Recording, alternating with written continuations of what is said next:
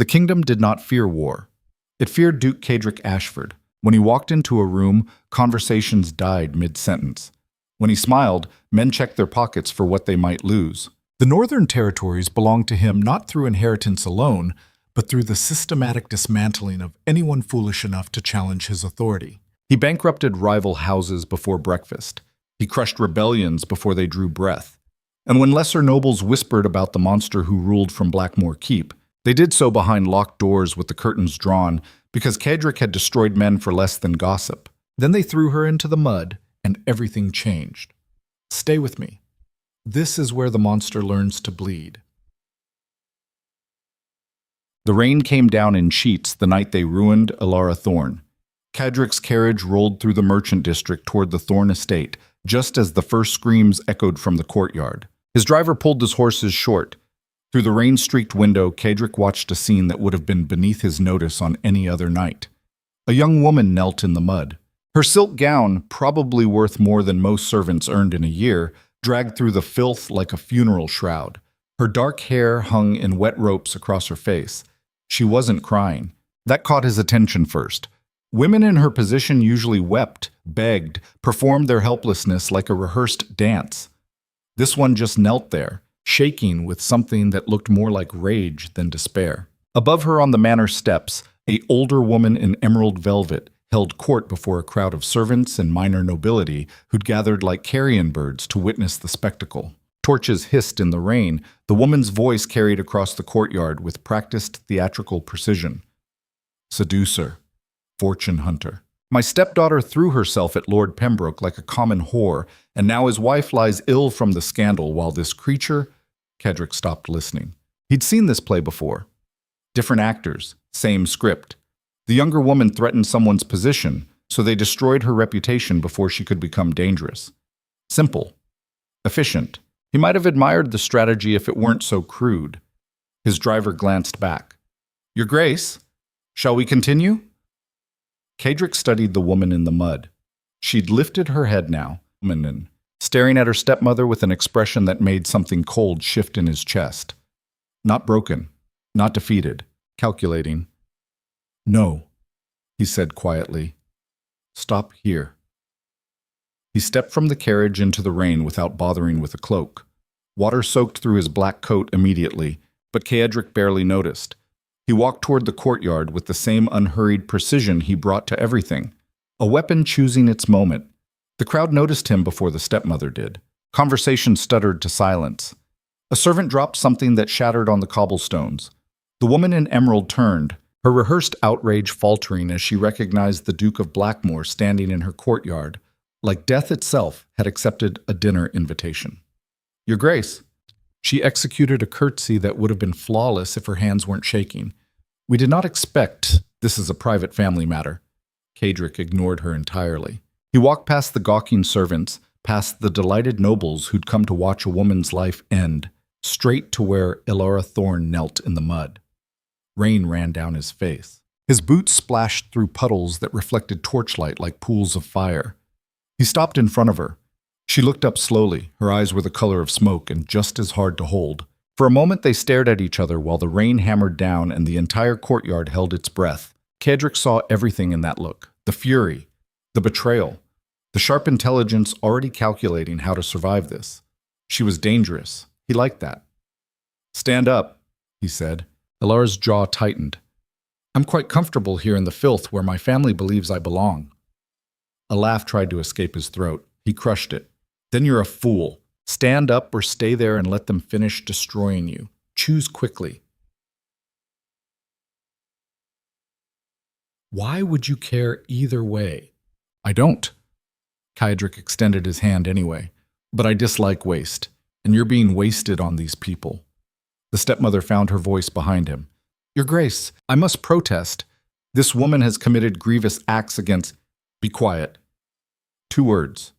Barely a whisper. But the woman's mouth snapped shut like he'd struck her. Elara stared at his outstretched hand for 3 seconds that felt like hours. Caedric could see her mind working, weighing risks, calculating odds, survival against dignity, freedom against whatever trap she thought he represented. Then she placed her mud-stained hand in his. The moment her fingers closed around his, something shifted in Caedric's chest. Not affection. Nothing so weak. More like recognition. Like finding a weapon you didn't know you needed. He pulled her to her feet. She stood nearly eye level with him in her ruined shoes, trembling from cold and rage and the massive weight of her entire world collapsing. "You belong to me now," he said. Not a question. Not a request. A statement of fact delivered in the same tone he used to claim territories. Alara's eyes flashed. "I belong to no one." "We'll discuss that in the carriage." He turned toward his driver, still holding her hand like she might bolt if he released her. She probably would. Another reason to keep holding on. The stepmother surged forward, desperation making her bold. "Your Grace, you cannot simply take her. There are proprieties, legal considerations." Caedric glanced back over his shoulder. The rain ran down his face, plastering his black hair against his skull. In the torchlight, his eyes looked like chips of ice. "Send the legal considerations to Blackmore," he said softly. "I'll have my solicitors feed them to the dogs." Then he guided Alara toward the carriage while the courtyard descended into shocked silence behind them. She didn't speak during the ride. Caedric sat across from her in the dark carriage, watching water drip from her hair onto the leather seats. She'd wrapped her arms around herself, shivering violently, but her face remained carefully blank, locked down. Every emotion sealed behind walls he recognized because he'd built the same ones. "You're in shock," he observed. "I'm calculating." "Calculating what?" "Which danger you represent." Alara's smoke-gray eyes found his in the darkness. "Whether you're worse than what I left behind." Caedric leaned back, genuinely interested now. Most women he'd rescued, and God knew there'd been few enough, responded with gratitude or terror. This one looked at him like a problem to solve. "I'm definitely worse," he said, "but at least I'm honest about it. Are you? Would you prefer pretty lies?" "I'd prefer to know what you want from me." Rain hammered against the carriage roof. Outside, thunder rolled across the capital like artillery fire. Caedric studied the woman across from him, this creature they'd thrown away, and tried to articulate something he barely understood himself. "I don't know yet," he admitted. That seemed to surprise her. Most men know exactly what they want from women in my position. Most men are tediously predictable. Caedric's fingers drummed against his knee, a rare tell that he was thinking. "Tell me what actually happened, not the performance they staged tonight. The truth." Alara laughed, but it sounded like breaking glass. "Why would you believe me over them?" "Because liars are always louder." He tilted his head. "And you barely said anything at all." Silence stretched between them. The carriage swayed through turns. Alara's shivering began to subside, though whether from warmth or sheer will, Caedric couldn't tell. "My stepmother wants my inheritance," she said finally. "My mother's family controlled trade routes through the eastern provinces. When Mother died, everything came to me. Father remarried within 6 months to a woman who thought she'd gain control of those assets through him. She thought wrong. The contracts were ironclad, so she needed to destroy me instead." Alara's voice remained flat, clinical, like she was describing a military campaign rather than her own annihilation. "Lord Pembroke was her creature. She arranged for us to be alone together, spread rumors, then orchestrated tonight's spectacle. By morning, the scandal will have reached every noble house in the kingdom. I'll be unmarriageable, politically toxic. Father will be pressured to disinherit me to salvage the family name." Caedric felt a cold smile touch his lips. "Elegant. Is that admiration?" "For the strategy, yes. For the execution, no. Too theatrical. If you're going to destroy someone, do it quietly." He paused.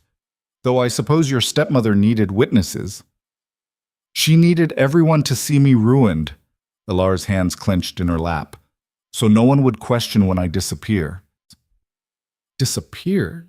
Convents are convenient places to send disgraced daughters, especially convents far from the capital where no one asks questions about women who arrive and never leave. Thunder cracked overhead. The carriage lurched through a pothole. Caedric processed this information with the same methodical precision he brought to military strategy. "She underestimated you," he said. "Everyone does. And now you're in my carriage, dripping mud on my seats, trusting I won't simply hand you back to them." Alara met his gaze without flinching. Trust implies I had a choice. I'm gambling that even a monster's protection is preferable to certain destruction. Monster. Caedric tasted the word.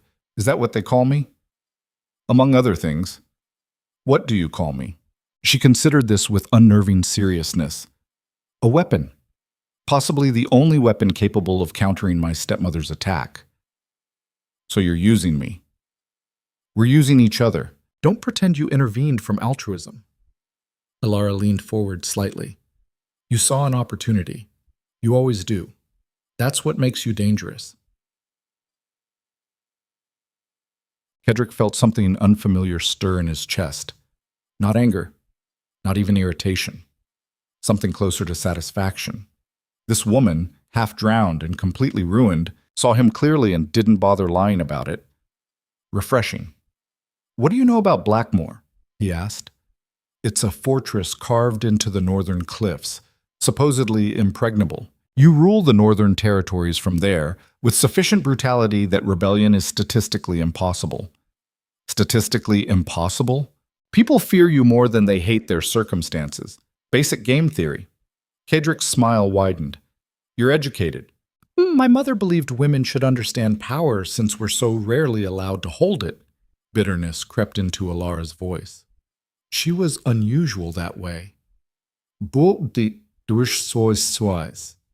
She was intelligent. She was dead before her 40th birthday. Intelligence didn't save her. But her daughter survived long enough to kneel in the mud and wait for rescue. Caedric watched Alara's eyes narrow. That took calculation. You could have begged your father, thrown yourself at your stepmother's feet, played the victim until someone intervened from pity. Pity is worthless. Exactly. He leaned forward until their faces were inches apart. So instead you knelt there like a queen in exile, waiting for someone with actual power to notice. That took nerve. Or desperation. Often the same thing. The carriage began to slow. Through the window, Caedric could see the lights of Blackmore's outer gates appearing through the rain. Alara followed his gaze, her expression unreadable. What happens now? She asked quietly. Now you sleep. Tomorrow we discuss how thoroughly you want your stepmother destroyed. Alara's sharp intake of breath was barely audible. You're offering revenge. I'm offering options. Caedric settled back against the seat. Revenge, survival, reinvention, perhaps all three. But first you need dry clothes and 12 hours of unconsciousness. You look like death. Flattering. I don't waste time on flattery. The carriage rolled through Blackmore's gates into a courtyard lit by lanterns that swayed in the wind. Servants materialized from the shadows, well-trained enough not to stare at the mud-covered woman the Duke had brought home. Caedric stepped out first, then extended his hand again. This time Alara took it without hesitation. A small shift, but he noticed. She was adapting, learning the rules of this new game. Good. A stern-faced woman in severe black approached them. Mrs. Thatcher, Blackmore's head housekeeper, had served Caedric's family for 30 years and possessed the rare ability to intimidate nobles without saying a word. This is Lady Alara Thorne, Caedric said. She'll be staying in the Rose Suite. See that she has everything she needs. Mrs. Thatcher's expression didn't change. Of course, Your Grace. Shall I send for the physician? Is that necessary? Caedric glanced at Alara. I'm not injured, Alara said. Just cold. Hot bath, warm food, clean clothes, Mrs. Thatcher decreed. Then bed. You look half drowned, child. Alara bristled at child, but Mrs. Thatcher was already steering her toward the keep with the irresistible force of a woman who'd raised 3 sons and buried 2 husbands. Caedric watched them disappear into the fortress before turning to his steward. Send word to Greaves, he said, referring to his chief solicitor. I want everything on the Thorne family by morning. Holdings, debts, contracts, scandals. Everything. All of it, Your Grace? Everything. Caedric started toward his study. And find out which judges owe me favors. We're about to need them. The Rose Suite hadn't been used in years. Alara stood in the center of an enormous bedroom, dominated by a 4-poster bed that could have slept 6 people comfortably. Tapestries depicting hunting scenes covered the walls, A fire roared in a fireplace large enough to roast an ox. Everything spoke of wealth deployed with military efficiency rather than warmth, like the Duke himself. Mrs. Thatcher supervised 2 maids who filled a copper bathtub with steaming water, while a third laid out nightclothes on the bed. The housekeeper's sharp eyes catalogued every bruise, every scraped knee, every sign of the night's violence.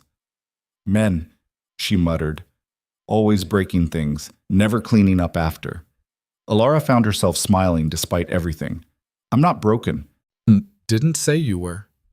Mrs. Thatcher dismissed the maids with a gesture. But you're damaged. There's a difference. Is there? Broken things stay broken. Damaged things heal. The older woman's expression softened fractionally, though the scars remain. Alara lowered herself into the bath, hissing as hot water found cuts she hadn't known existed. Mrs. Thatcher moved around the room with brisk efficiency, hanging clothes, stoking the fire, creating order from chaos. You're not afraid of him, Alara observed. The Duke? Why would I be? Everyone else is. Mrs. Thatcher snorted.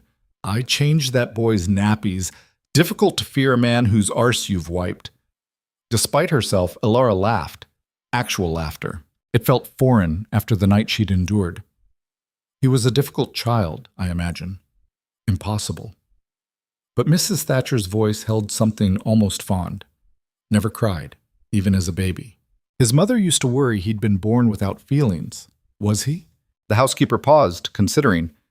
No, he felt everything. Still does. He just learned early that showing it was dangerous. Alara thought about the Duke's ice chip eyes, his predator's smile, the careful way he measured every word. What made it dangerous?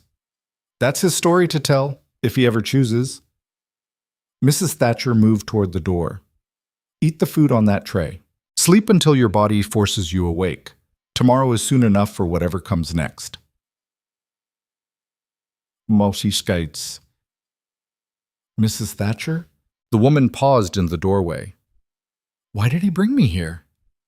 I expect he's still figuring that out himself. The housekeeper's stern face cracked into something almost like a smile. The Duke collects broken things. Weapons, armor, people, occasionally. Maybe he saw something in you worth salvaging. Or he's simply adding to his collection. Perhaps, though I've never seen him look at a sword the way he looked at you in that courtyard. Mrs. Thatcher's eyes gleamed with something dangerous. Sleep well, Lady Thorne. Welcome to Blackmore. Then she was gone. Alara soaked in the bath until the water cooled, washing away mud and blood and the last remnants of her old life. When she finally emerged, she found silk nightclothes laid out beside a tray of bread, cheese, and wine. She ate mechanically, tasting nothing. The bed swallowed her whole. She should have been afraid, should have questioned the Duke's motives, planned her escape, calculated her next move. Instead, exhaustion crashed over her like a physical force. Her last thought before sleep claimed her was how strange it felt to be genuinely safe for the first time in months, even if the safety came from a monster. Caedric didn't sleep. He spent the night in his study reviewing reports Greaves had compiled on the Thorne family. The documents painted an interesting picture. Alara's mother had indeed controlled significant trade assets, but the legal protections she'd built around her daughter's inheritance were masterworks of contract law. Brilliant woman. The stepmother, one Victoria Thorne née Ashton, came from minor nobility with expensive tastes and shrinking assets. Her marriage to Lord Thorne had been strategic. Her subsequent attempts to access Alara's inheritance through her husband had failed spectacularly, so she defaulted to destruction. Caedric respected the logic even as he planned to dismantle it. His steward, a thin man named Corvus, who'd served Blackmore for 20 years, entered without knocking. Privilege of his position. The judges? Caedric asked without looking up. 3 willing to rule in your favor on any matter you choose. 2 more if we apply sufficient pressure. Define sufficient. Reminders about gambling debts and mistresses, respectively. Elegant. Caedric set down one report, reached for another. And Lord Pembroke? Married to Lady Constance Ashford, daughter of the Earl of Westmarch. She's currently recovering from a nervous condition at their country estate. How convenient for him. Indeed.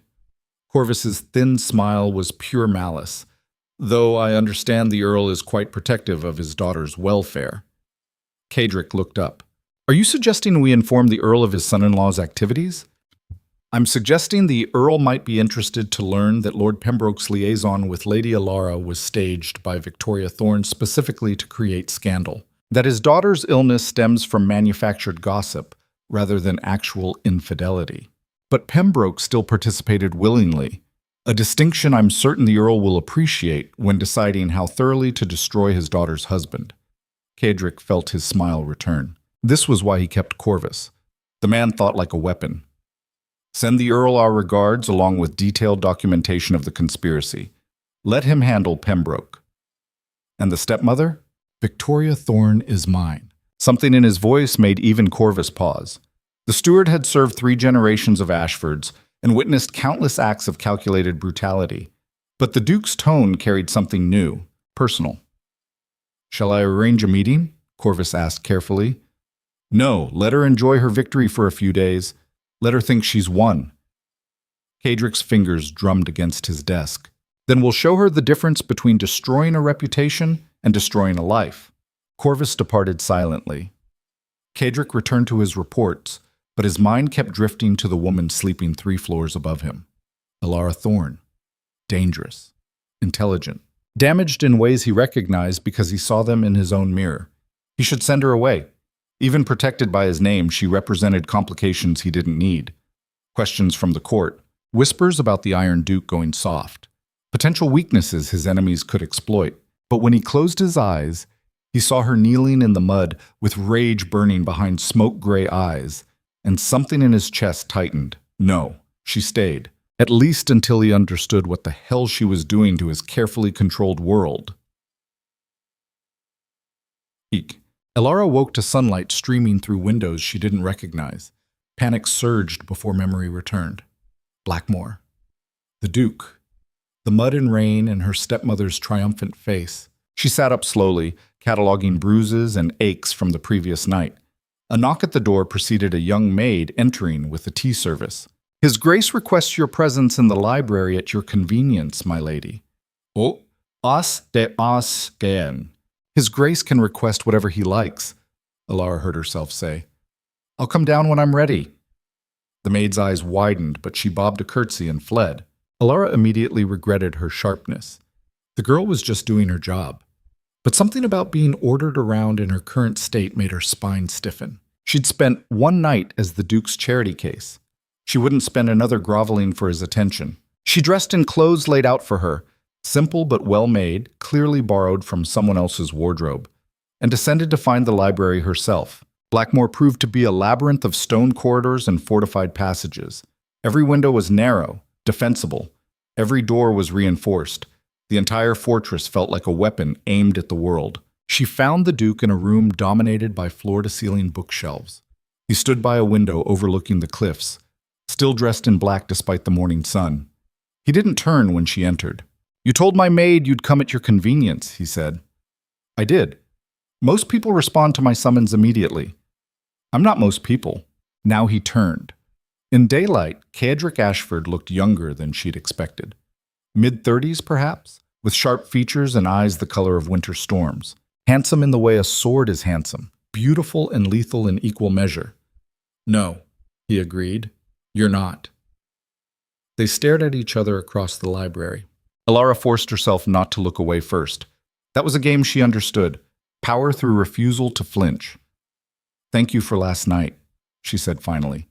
Don't. Don't thank you? Don't reduce what happened to gratitude. Caedric moved away from the window, circling her like she was a puzzle to solve. You're here because I chose to intervene, not from kindness, not from altruism, because something about watching them destroy you annoyed me. How flattering. I don't do flattery. He stopped in front of her. I do honesty. Can you handle that? Alara lifted her chin. Try me. Your stepmother orchestrated a masterful political assassination. Your reputation is destroyed. Your father will be pressured to disown you. Without my protection, you'll be exiled to some remote convent within a month.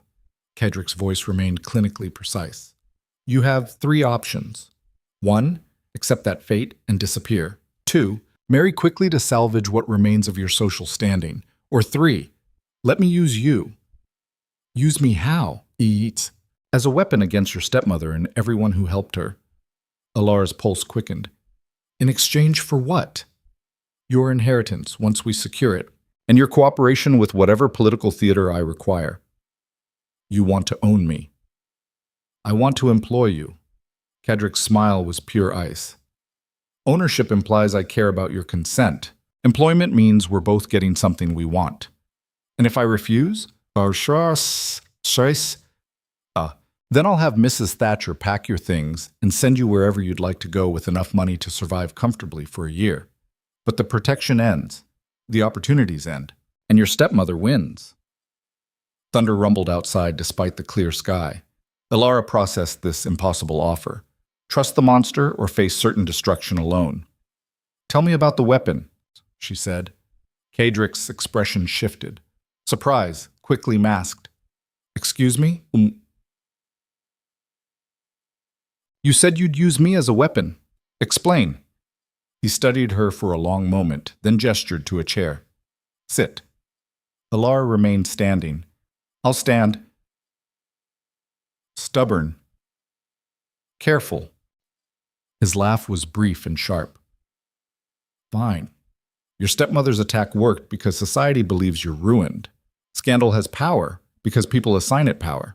But if I publicly claim you under my protection, the scandal becomes something else entirely. It becomes a challenge to your authority. Exactly. Caedric began pacing, clearly thinking through strategy. Every noble who whispered about your disgrace will have to reconsider their position, because attacking you now means attacking me. And I'm significantly harder to destroy than a lone woman with no family support. Alara felt her mind racing ahead, seeing the implications. But that makes you vulnerable. Your enemies will use me against you. Let them try. You're that confident? I'm that ruthless. He stopped pacing, fixing her with those winter storm eyes. But this only works if you're willing to play your part. Public appearances, court functions, letting society see that the disgraced Lady Alara now stands under the protection of the Iron Duke himself.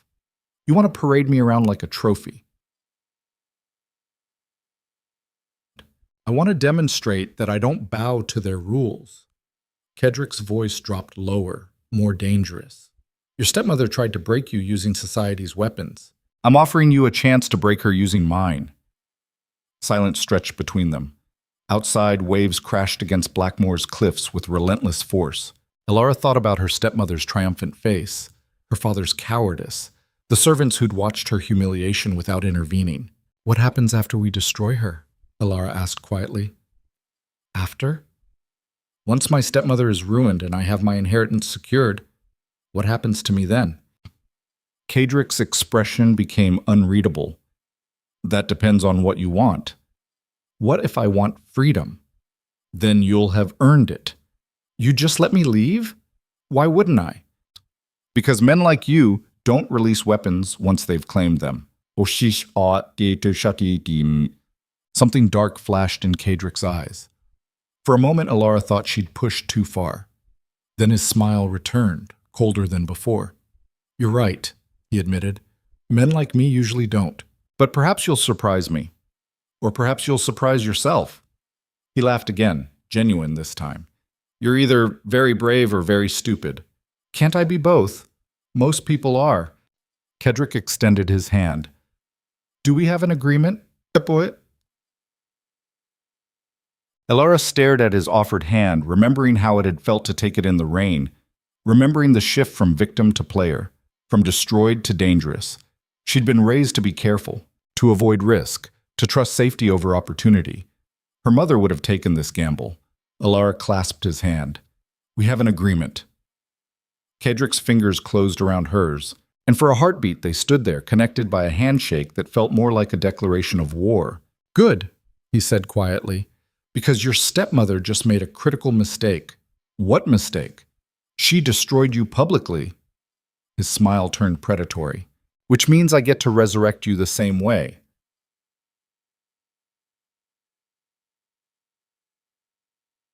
The next 3 days passed in a controlled storm. Caedric deployed his resources with surgical precision. Letters went to every major noble house in the capital, each personally sealed with the Blackmore crest. The message was simple. Lady Alara Thorne resided at Blackmore under the Duke's protection, and any slander against her would be considered slander against him. The implications were clear. Meanwhile, Greaves and his team of solicitors began dismantling Victoria Thorne's conspiracy piece by piece. The forged documents, the bribed servants, the carefully constructed timeline of Alara's supposed seduction of Lord Pembroke. Everything unraveled when you pulled the right threads. Alara watched this orchestration from Blackmore's windows, feeling simultaneously impressed and disturbed. This was power deployed without hesitation, brutal, efficient, terrifying. "You're thinking too hard again." She turned to find Caedric behind her, moving silently as always. The man walked like a predator, weight balanced, ready for violence. "I'm thinking about what you're doing to my stepmother," she said. "Having second thoughts." "No." Alara faced him fully. "Wondering if I should be more afraid of you." "Yes, probably." He joined her at the window, close enough that she could smell rain and steel. "But fear is exhausting. Better to accept what I am and work within it." "And what are you?" "A monster who keeps his promises." Caedric glanced at her. "I promised to use you as a weapon. I'm keeping that promise." "Is that all?" "What else would there be?" Alara couldn't articulate the question forming in her mind. Why did he watch her with that calculating intensity? Why did conversations with him feel like negotiations and challenges in equal measure? Why did standing this close make her pulse race with something that wasn't quite fear?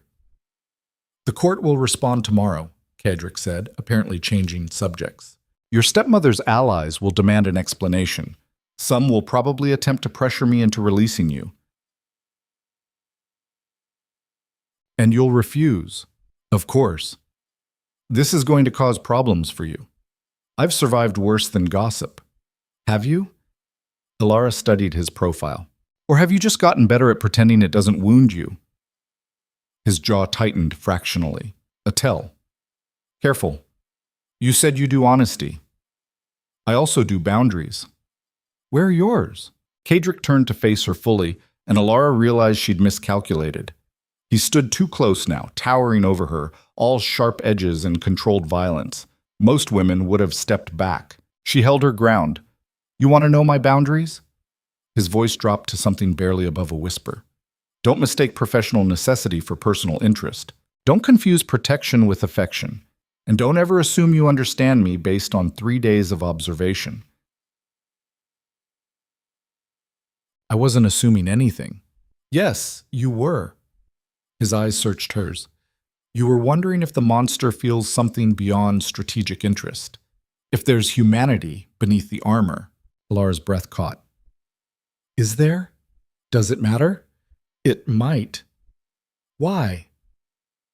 "Because I need to know if I can trust you." Caedric laughed, sharp and bitter. "Trust? You shouldn't trust me. You should use me exactly the way I'm using you. Mutual exploitation with clear terms. Is that all this is?" "Yes." "You're lying." The words hung between them like drawn blades. Caedric's expression went carefully blank, which Alara had learned meant she'd struck something true. "What makes you think that?" he asked quietly. "Because if this was purely strategic, you would have sent lawyers and letters. You wouldn't have stood in the rain. You wouldn't have brought me here yourself. You wouldn't watch me like I'm a problem you can't solve." Alara stepped closer, reckless now. "You're invested beyond strategy, and that terrifies you." "You have no idea what terrifies me." "Then tell me." For a moment, Caedric looked almost human, vulnerable in a way she hadn't seen before. Then the shutters came down and the Duke returned. "This conversation is over," he said flatly. "Running away?" Maintaining boundaries." He stepped back, restoring safe distance. "Your stepmother's response will arrive tomorrow. Be ready for court the day after. Mrs. Thatcher will arrange appropriate clothing." Then he was gone, leaving Alara alone with her racing pulse and the disturbing realization that she'd somehow gotten under the Iron Duke's armor. And he knew it. Victoria Thorne's response arrived via special courier at dawn. The Duke of Blackmore's protection of my disgraced stepdaughter. Proves his unfitness for political office ran the headline in 3 major newspapers simultaneously. The articles, clearly planted by Victoria's allies, questioned Caedric's judgment and moral character. Corvus brought the papers to breakfast, looking almost amused. The Thorne woman plays aggressively. She's desperate. Caedric scanned the articles with clinical detachment. People only attack this publicly when private pressure has failed. The court is scheduled to convene tomorrow. Several lords have signed a petition demanding your appearance. How many? 15. Names? Corvus rattled off a list of second-tier nobility, all known allies of Victoria Thorne or her family. Caedric committed each name to memory. They'd learn the cost of choosing the wrong side soon enough. Your Grace! A servant appeared in the doorway. Lady Alara is asking to see you. Send her to my study. Alara arrived 10 minutes later wearing a deep blue dress that made her gray eyes look like storm clouds. Someone, probably Mrs. Thatcher, had taught her how to move through Blackmore's halls like she belonged there. Head high, shoulders back, every inch the noblewoman despite her destroyed reputation. Beautiful. Caedric crushed the thought immediately. You've seen the newspapers, she said without preamble. I have. They're destroying your reputation because of me. My reputation was already destroyed. I'm the Iron Duke. Men fear me. They don't love me. He gestured to a chair. This changes nothing. It changes everything. Alara remained standing, pacing with barely contained energy. They're going to force you to choose between political standing and protecting me. Then I'll choose you. She stopped pacing. Why? Because I said I would. That's not an answer. It's the only answer that matters. Caedric leaned back in his chair, studying her. I don't break my word. Not for political convenience. Not for social pressure. Not for anything. Even if it costs you power? Especially then. Alara crossed to his desk, bracing her hands against the polished wood, leaning in like she was trying to see through his carefully constructed walls. What are you really doing here, Caedric? His name in her mouth felt dangerous, intimate. No one called him Caedric anymore. His Grace, the Duke, the Iron Duke, never his actual name. I'm keeping a promise, he said carefully. Is that all? What do you want me to say? The truth. You can't handle the truth. Try me. Caedric stood, moving around the desk until they were inches apart. This close, he could see gold flecks in her gray eyes, could smell whatever soap Mrs. Thatcher had provided, could feel the heat coming off her skin. Dangerous. You want the truth? His voice came out rougher than intended. Fine. I intervened because watching them destroy you made me angry in a way I didn't understand.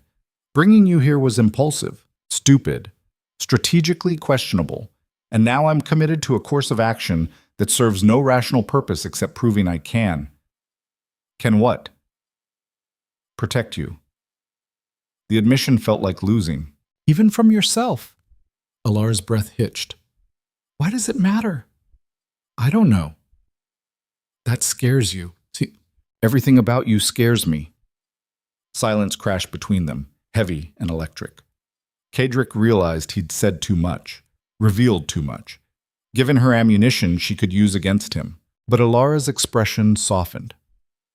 I scare you because you can't control how you react to me. I control everything, except this. There is no this. Liar. Well, Caedric's hand moved before his brain could stop it, reaching up to touch her face. Just his fingers against her cheek, barely contact, but Alara froze like he'd pressed a blade to her throat. This is a mistake, he whispered. I know. We should maintain boundaries. We should. Neither of them moved. Then Corvus knocked on the door, and the spell shattered. Caedric stepped back. Alara straightened, professional distance restored. Enter, Caedric called. His steward appeared with more documents. The Earl of Westmarch sends his regards. Lord Pembroke has been permanently removed from society. Apparently the Earl found Victoria Thorne's conspiracy quite offensive. Excellent. Caedric forced himself to focus on business. And the petition? The court demands your attendance tomorrow at noon. Then I'll attend. He glanced at Alara. We both will. Corvus's expression remained neutral, but his eyes gleamed. Of course, Your Grace. After the steward departed, Alara spoke quietly. This is it, isn't it? The moment everything changes. Yes. Are you certain this is worth it? Caedric thought about political capital, strategic alliances, the carefully constructed empire he'd built through years of ruthless calculation. Then he looked at Alara and knew with absolute certainty that he'd burn it all before letting her stepmother win, which was, perhaps, the most terrifying realization of his life. We'll find out tomorrow, he said instead. Court convenes at noon. Wear something that makes you look like a threat. Alara's smile was sharp as broken glass. I thought I already did. The royal court assembled in the grand hall beneath vaulted ceilings and ancient banners representing every noble house in the kingdom. 200 aristocrats filled the space, their whispers creating a low roar like distant thunder. At the center of it all, the king sat on his throne looking profoundly uncomfortable with the situation he'd been forced to address. Caedric entered through the main doors with Alara on his arm. The whispers died instantly. Every eye in the hall tracked their progress across the polished marble floor. Alara wore midnight blue silk with Blackmore diamonds at her throat, borrowed from the fortress vault, but effective as a territorial claim. She moved like she owned the room despite every person present knowing about her supposed disgrace. Magnificent. They stopped before the throne. Caedric bowed. Alara curtsied. Perfect courtly protocol deployed as calculated insult. The king spoke first. Duke Ashford, explain your protection of Lady Alara Thorne. With respect, Your Majesty, my protection requires no explanation. Caedric's voice carried across the silent hall. I shelter whom I choose within my own house. Even when doing so creates scandal? This from Lord Merrick, one of Victoria's primary allies. There is no scandal, only malicious gossip deployed as political weapon. Merrick's face reddened. The lady's reputation is being defended by me. Caedric let ice enter his voice. Are you questioning my judgment, Lord Merrick? The nobleman hesitated, clearly calculating odds. Questioning a duke publicly was dangerous. Questioning this duke was suicidal. Before Merrick could respond, another voice cut through the hall. I question more than judgment. Victoria Thorne pushed through the crowd, flanked by supporters. I question the duke's motives. My stepdaughter engaged in immoral behavior. His Grace's protection of her suggests either ignorance or participation in her schemes. Murmurs rippled through the assembled nobles. Victoria had essentially accused Caedric of impropriety. Bold. Stupid, but bold. Alara's fingers tightened on his arm. Caedric covered her hand with his, a gesture half the room noted. Lady Thorne, he said softly. Choose your next words very carefully. I speak only truth. You speak lies. Caedric produced documents from inside his coat, handing them to the king's chamberlain. Forged correspondence, falsified dates, testimony from servants you bribed to place your stepdaughter and Lord Pembroke in compromising positions. All of it detailed here, along with evidence of conspiracy to defraud Lady Alara of her rightful inheritance. Chaos erupted. Victoria's face went white. Her allies began distancing themselves immediately, the way rats flee a sinking ship. The king accepted the documents, reviewing them with growing displeasure. These are lies, Victoria shouted. Fabrications. Us. They're truth. The Earl of Westmarch stepped forward, and the hall went silent again. His daughter's humiliation at Pembroke's hands had made him a dangerous ally. I have independently verified much of this information. The conspiracy against Lady Alara is extensive and documented. Victoria's world collapsed in real time. Her supporters melted away. Victoria's world. The whispers turned from Alara's disgrace to Victoria's crimes. The king's expression suggested he'd rather be anywhere else. But Caedric wasn't finished. He turned to face the assembled court, still holding Alara's hand. Lady Alara Thorne was destroyed by people who feared her intelligence and independence. They used society's rules as weapons because they lacked courage to face her fairly. I protect her not from altruism, but from principle. Because if we allow this, if we permit the systematic destruction of women who threaten comfortable power, then we deserve the sterile, cowardly aristocracy we're becoming. Dead silence. No one spoke. Half the nobles looked shocked. The other half looked terrified that he might target them next. Lady Alara remains under my protection, Caedric continued. Anyone who slanders her slanders me.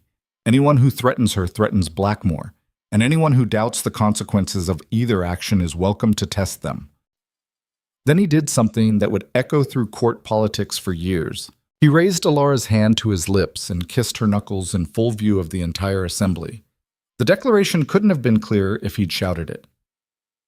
Mine. They rode back to Blackmore in silence. The carriage swayed through evening darkness while Alara stared out the window, processing everything that had happened. The king had ordered Victoria's removal from court pending investigation. Her father had publicly denounced his wife and formally apologized to his daughter. The conspiracy had unraveled in less than an hour. Victory felt strange. You kissed my hand, she said finally. Caedric didn't look at her. I did. That wasn't part of our agreement. No. It changes things. Yes. Alara turned to face him. Why did you do it? He finally met her eyes, and what she saw there made her breath catch. Not calculation. Not strategy. Something rawer, more dangerous. Because I'm tired of pretending, he admitted quietly. Pretending what? That protecting you is purely political. That having you in my house doesn't matter. That watching you walk into that court wearing my diamonds didn't make me want to destroy anyone who'd ever hurt you. Caedric's jaw clenched. I'm tired of lying to myself about what you've become to me. What have I become? Something I can't afford but refuse to surrender. The words hung between them like a confession. Alara felt something shift in her chest. Recognition, maybe, or the terrifying acceptance of mutual danger. This is a terrible idea, she whispered. I know. We'll destroy each other.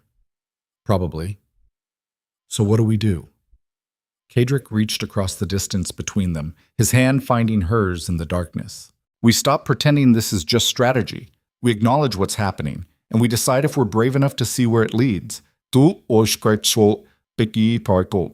Alara stared at their joined hands, at the monster who'd saved her, at the man who'd just publicly claimed her before the entire kingdom. I'm not brave, she said. Yes, you are. How do you know?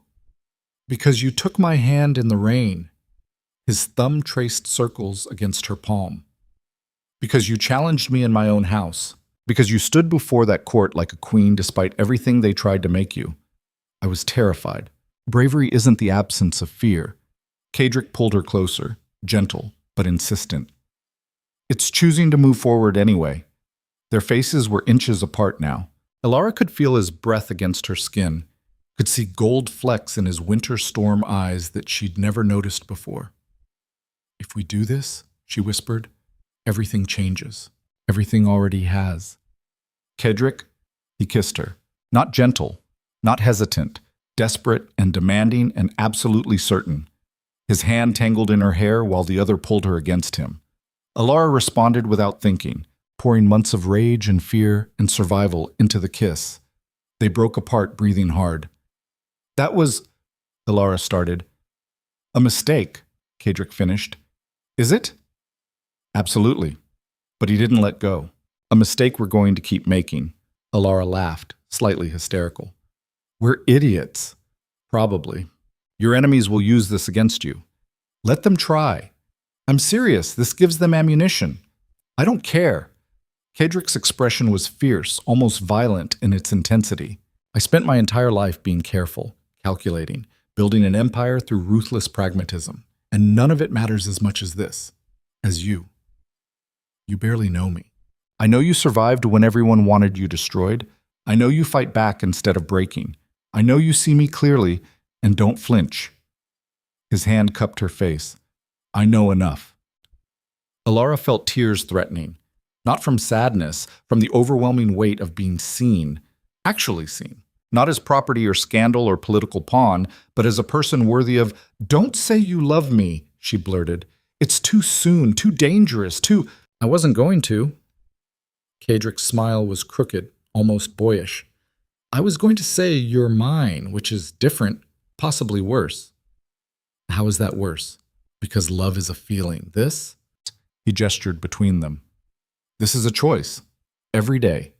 Knowing the costs and consequences and choosing you anyway. The carriage pulled through Blackmore's gates. Their time was running out. What happens now? Alara asked. Now we face the consequences. Caedric helped her from the carriage, his hand lingering on hers. Your stepmother will be tried and convicted. Your inheritance will be restored. The court will gossip for months about the Iron Duke claiming a disgraced woman. And us? We figure it out together. He pulled her close one more time, his lips against her ear. Because you're not going anywhere, and neither am I. That sounds like a threat. It's a promise.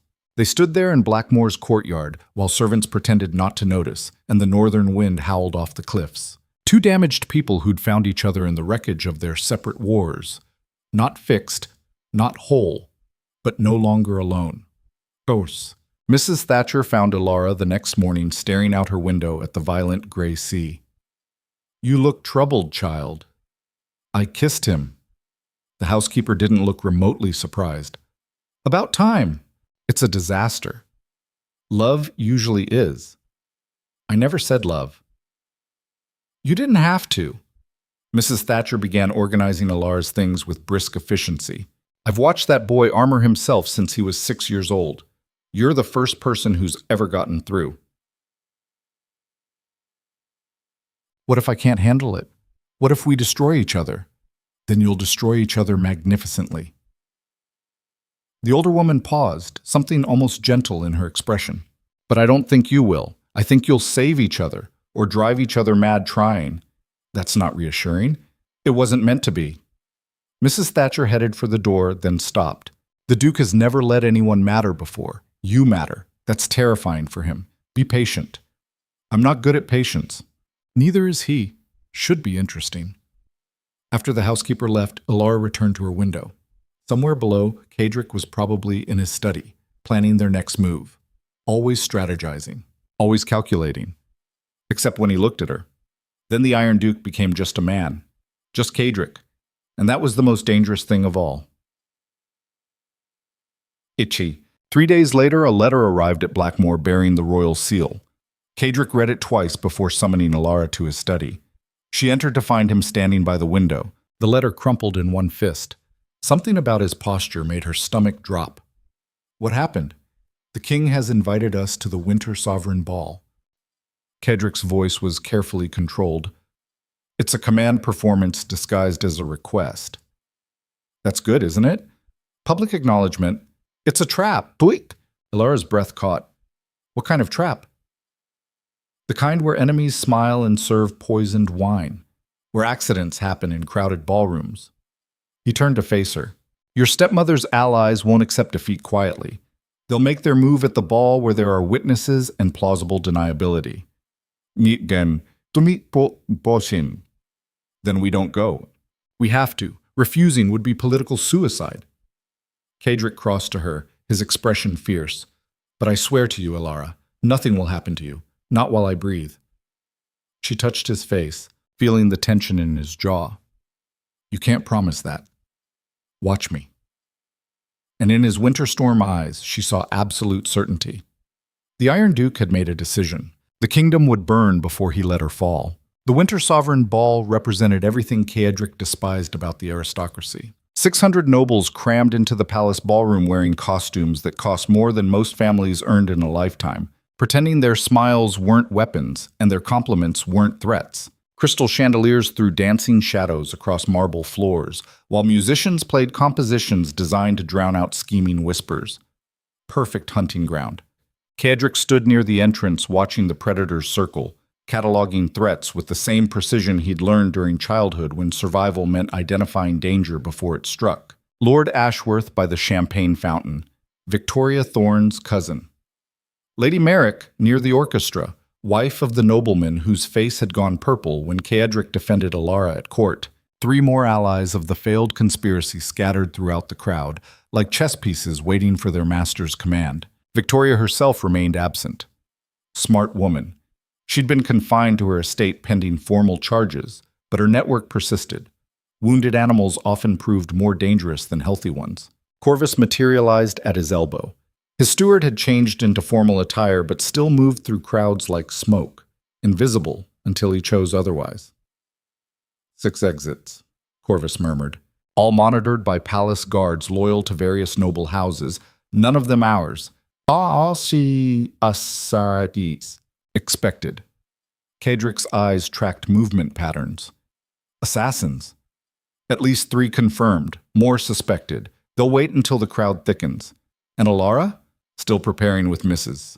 Thatcher. The housekeeper is treating this like military deployment. A smile threatened to break through Caedric's carefully maintained neutrality. Mrs. Thatcher had insisted on accompanying them specifically to armor Alara against whatever social warfare the court deployed. The older woman understood that battles weren't only fought with steel. When she arrives, stay close, Caedric said quietly. Not obvious, just present. Always. Corvus hesitated, which meant something significant was coming. Your Grace, if this goes poorly, it won't. But if it does, then I'll burn this palace to the ground before letting them touch her. Caedric's voice dropped to something barely human. Make sure our people understand that. Corvus simply nodded and vanished back into the crowd. Caedric returned his attention to the ballroom's theatrical performance. Nobles laughed too loudly at mediocre jokes.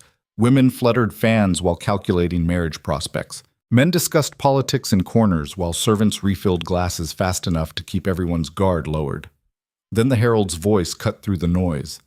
Lady Alara Thorne, under protection of His Grace, Duke Caedric Ashford of Blackmore. The music didn't stop, but conversations did.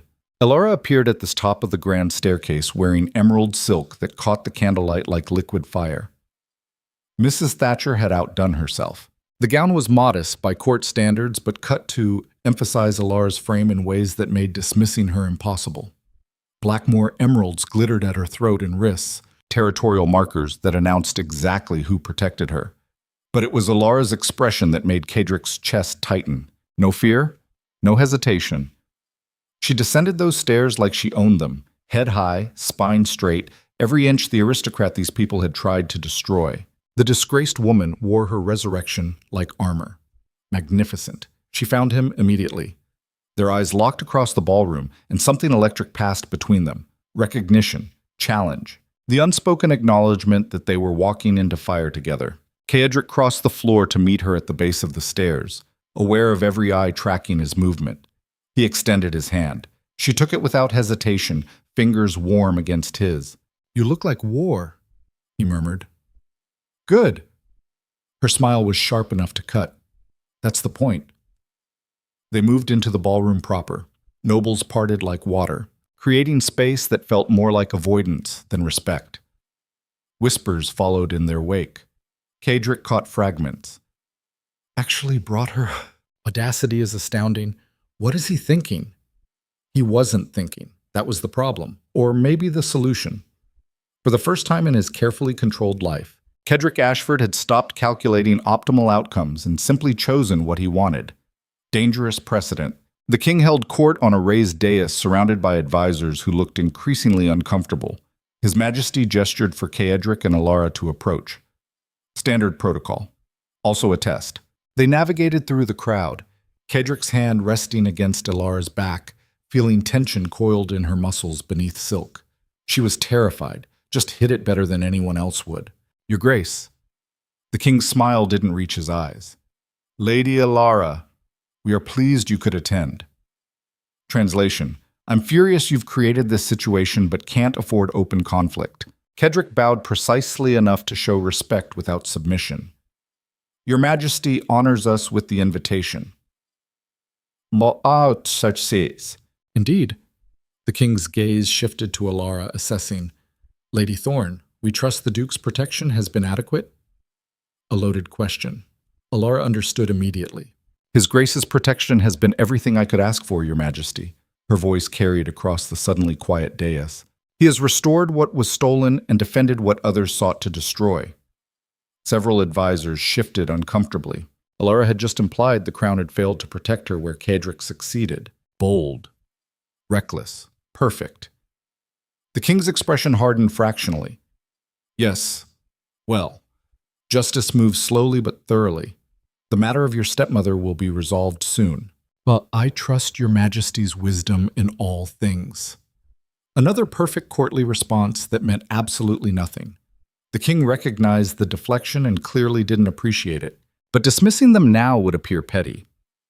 Enjoy the festivities, he said instead, waving them away. They retreated into the crowd. Caedric guided Alara toward a less populated section near the windows overlooking the palace gardens.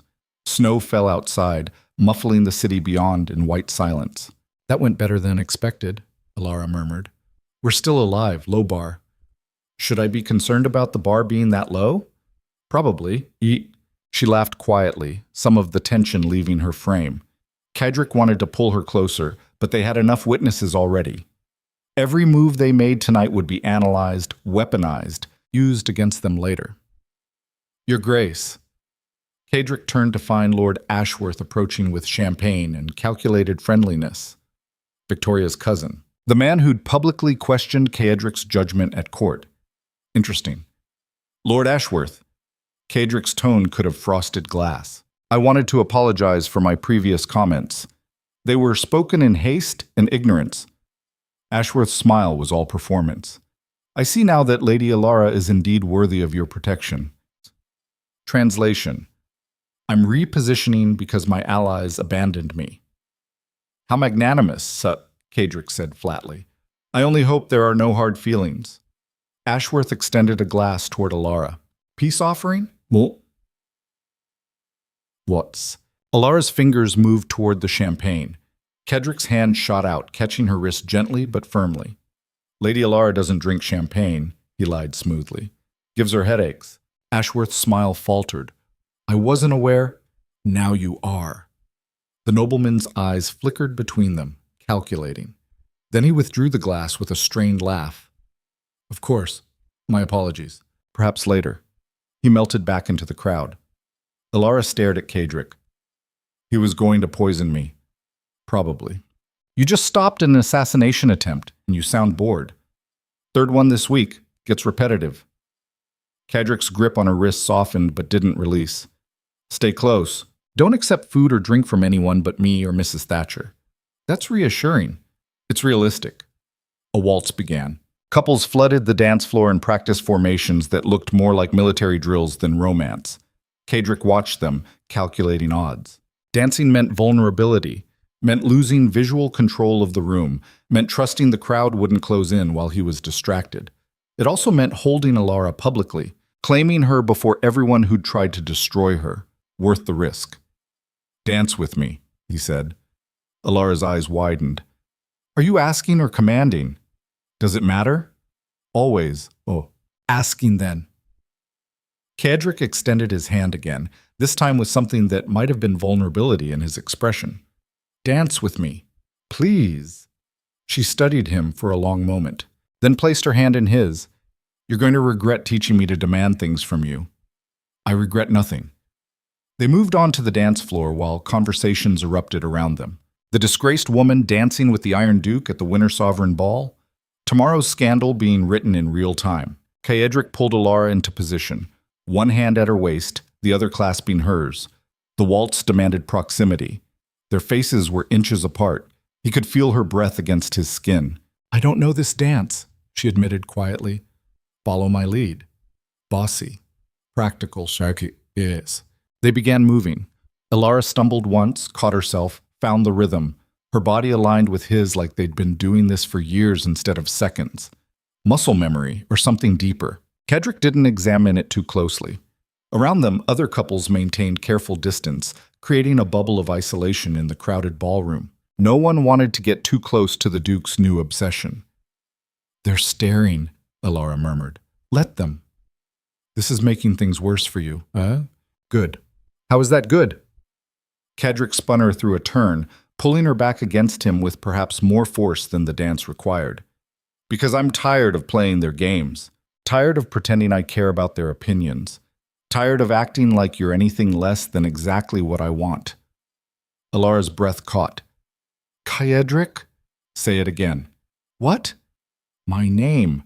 You're the only person who uses it. His hand tightened at her waist. Say it again. Caedric. She breathed it like a secret. You're being reckless. I'm being honest. Same thing for you. Maybe that's the point. The music swelled. They moved through turns and patterns while snow fell outside and enemies watched from shadows.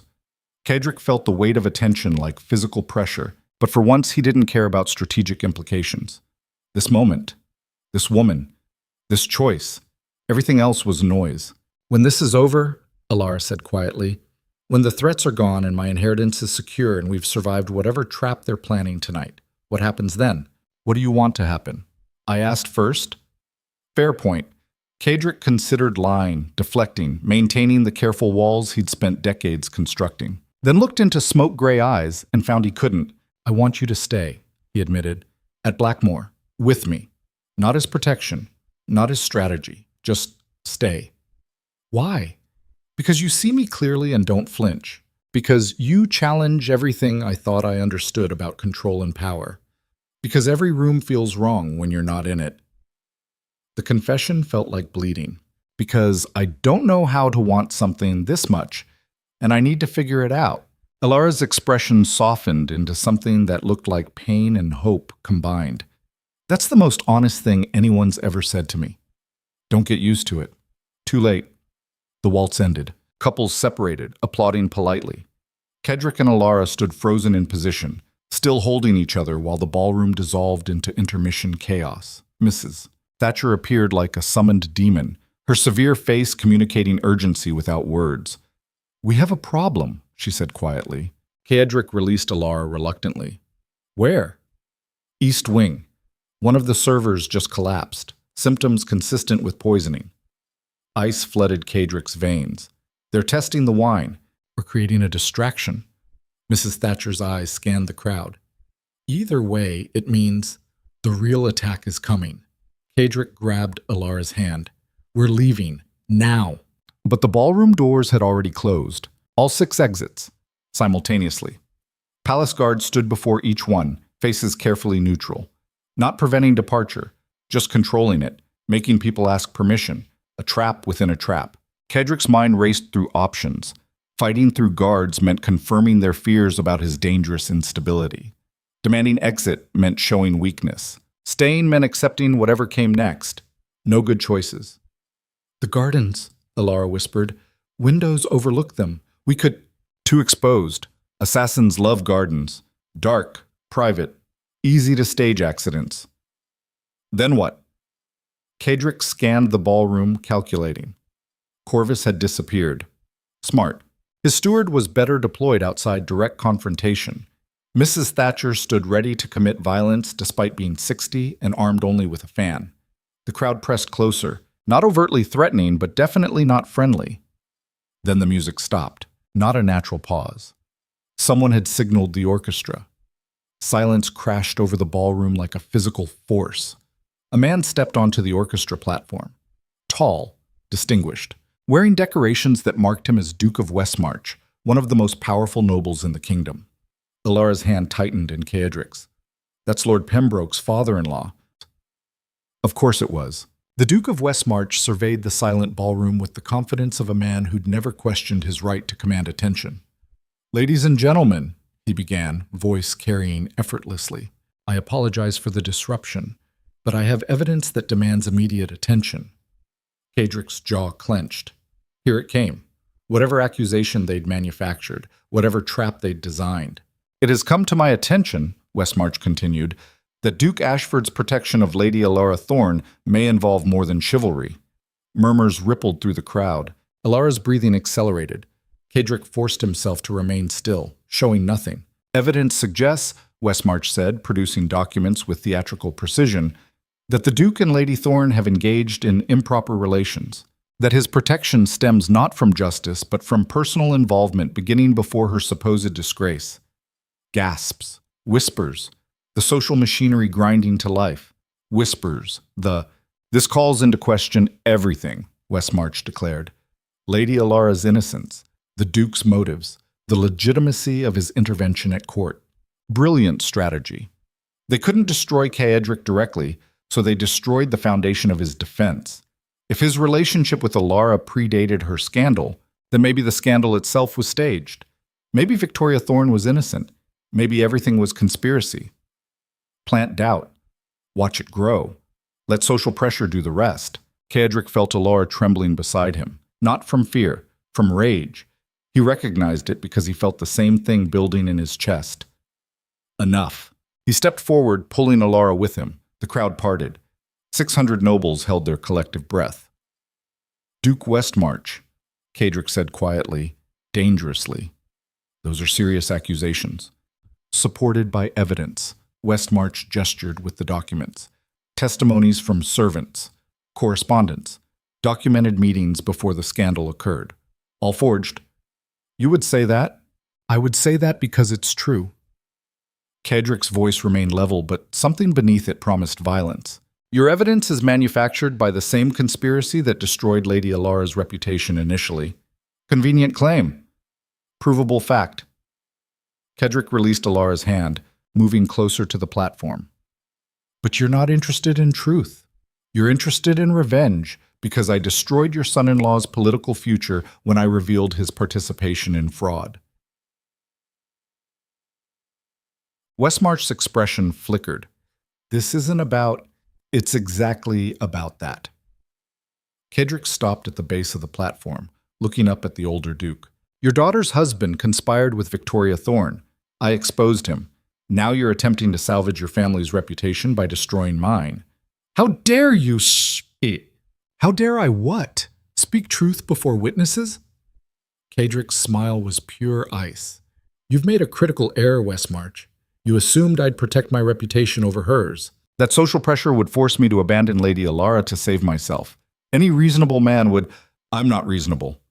Caedric turned to face the entire ballroom. I stopped being reasonable the moment I pulled her from the mud and realized I'd found something worth more than political capital.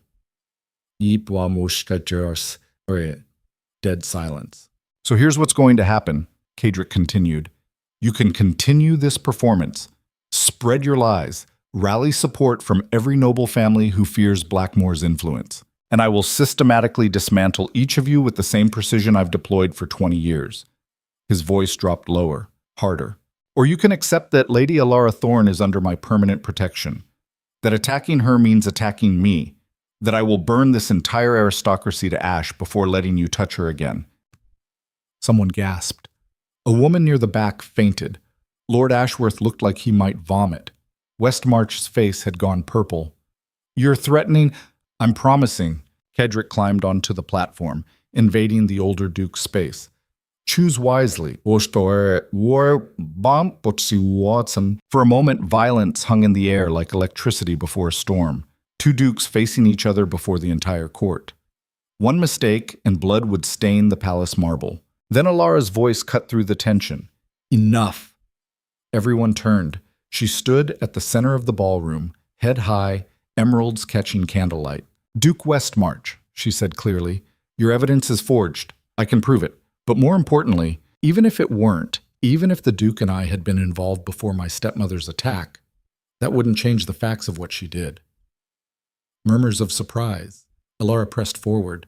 She forged documents. She bribed witnesses. She orchestrated a conspiracy to steal my inheritance and destroy my life. The Duke's personal feelings, whatever they may be, don't alter those crimes. She moved through the crowd, nobles parting before her.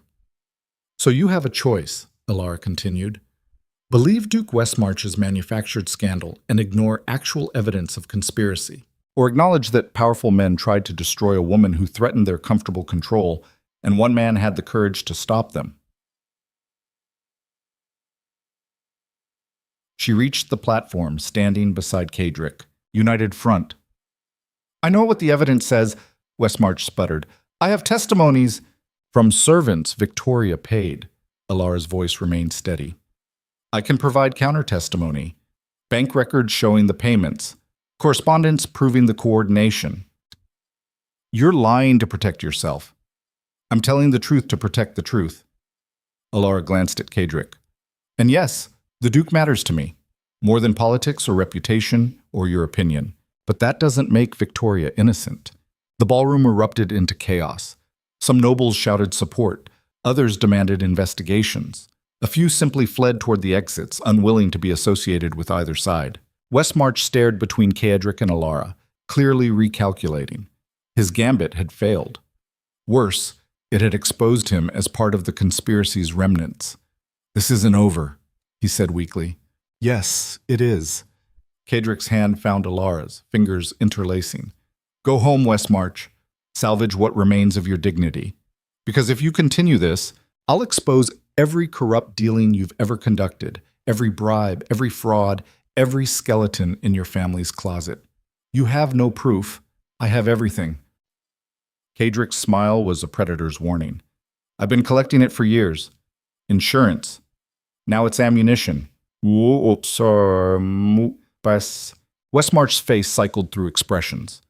Rage, fear, calculation. Finally settling on defeat. He descended from the platform and left through the nearest exit without another word. The ballroom slowly came back to life. Conversations restarted. Musicians began playing again.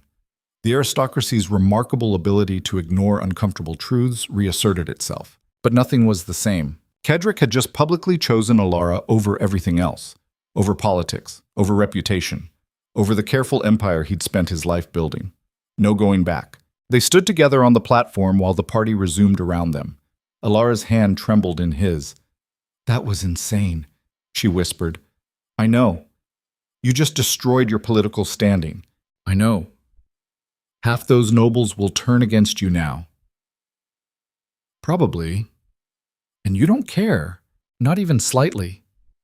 Caedric pulled her closer, uncaring about witnesses. "Are you all right?" "I think so." Alara's smoke-gray eyes searched his. "You really meant it. Everything you said. Every word. You're either the bravest man I've ever met or the stupidest." "Can't I be both?" She laughed, slightly hysterical. "We're ruined. We're free."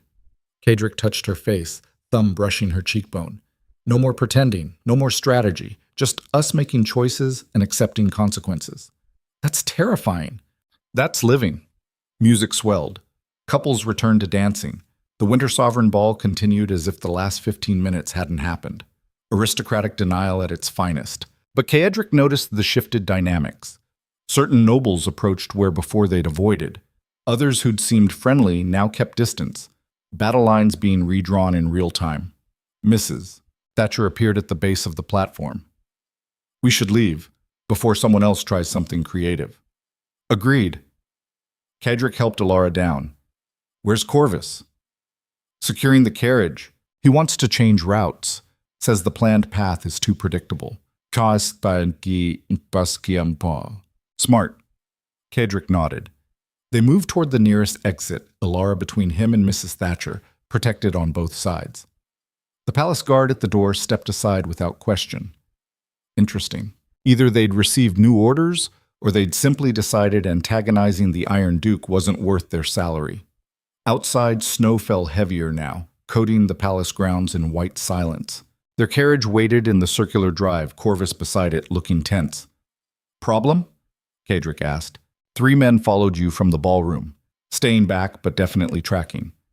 Corvus's eyes scanned the darkness. "Could be guards. Could be assassins. Can't confirm which." "Assume worst." "Always do." They climbed into the carriage.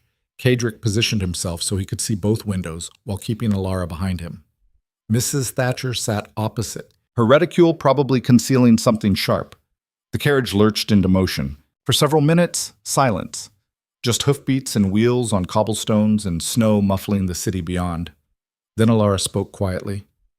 "What you did back there. What you said. I meant it." "I know." Her hand found his in the darkness. "That's what scares me." "Why?" "Because people who matter to you become weapons against you. Your enemies will use me. Every threat, every attack. I'm your vulnerability now." Caedric turned to face her fully. "You were always my vulnerability. Tonight just made it official. How can you be so calm about that? Because vulnerability only matters if you're trying to survive alone." His fingers tightened around hers. I'm not alone anymore. Alara's breath hitched. Before she could respond, the carriage lurched violently to the side. Caedric's battle instincts engaged instantly. He threw himself over Alara as the carriage tilted, pressing her against the seat, while wood groaned and horses screamed outside. They weren't crashing. They were being forced off the road. The carriage slammed to a stop. Caedric pushed away from Alara, reaching for the knife he always carried in his boot. Misses. Thatcher already had something that looked disturbingly like a stiletto extracted from her reticule. "Stay down," Caedric ordered. Voices outside. At least 4 men. Maybe more. Corvus's voice rose above them, shouting something defiant before being cut off. Then silence. The carriage door opened. A man Caedric didn't recognize stood there with a pistol aimed directly at Alara. "Out," he said quietly. "Both of you, slowly." Caedric's mind raced through options. Rush him and maybe die. Comply and definitely face worse. Bargain and show weakness. All terrible. "If you harm her," Caedric said softly, "I will find everyone you've ever loved and make them beg for death." The man's expression didn't change. "Out, now, or I shoot her and drag you out anyway." No choice. Caedric helped Alara from the carriage, keeping himself between her and the gunmen. Outside, snow fell through darkness. They'd been forced into some kind of service alley. No witnesses. No help. 4 men surrounded them. Corvus lay unconscious against the carriage wheel, blood seeping from a head wound. Misses.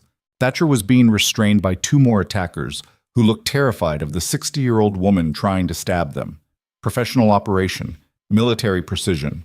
This wasn't Victoria's remaining allies. This was something worse. A figure emerged from shadows beyond the torchlight. Tall, elegant, wearing a military coat with decorations Caedric recognized from official state functions. Lord Chancellor Thaddeus Crane, the king's right hand. Caedric felt cold certainty settle into his chest. The conspiracy went higher than he'd realized.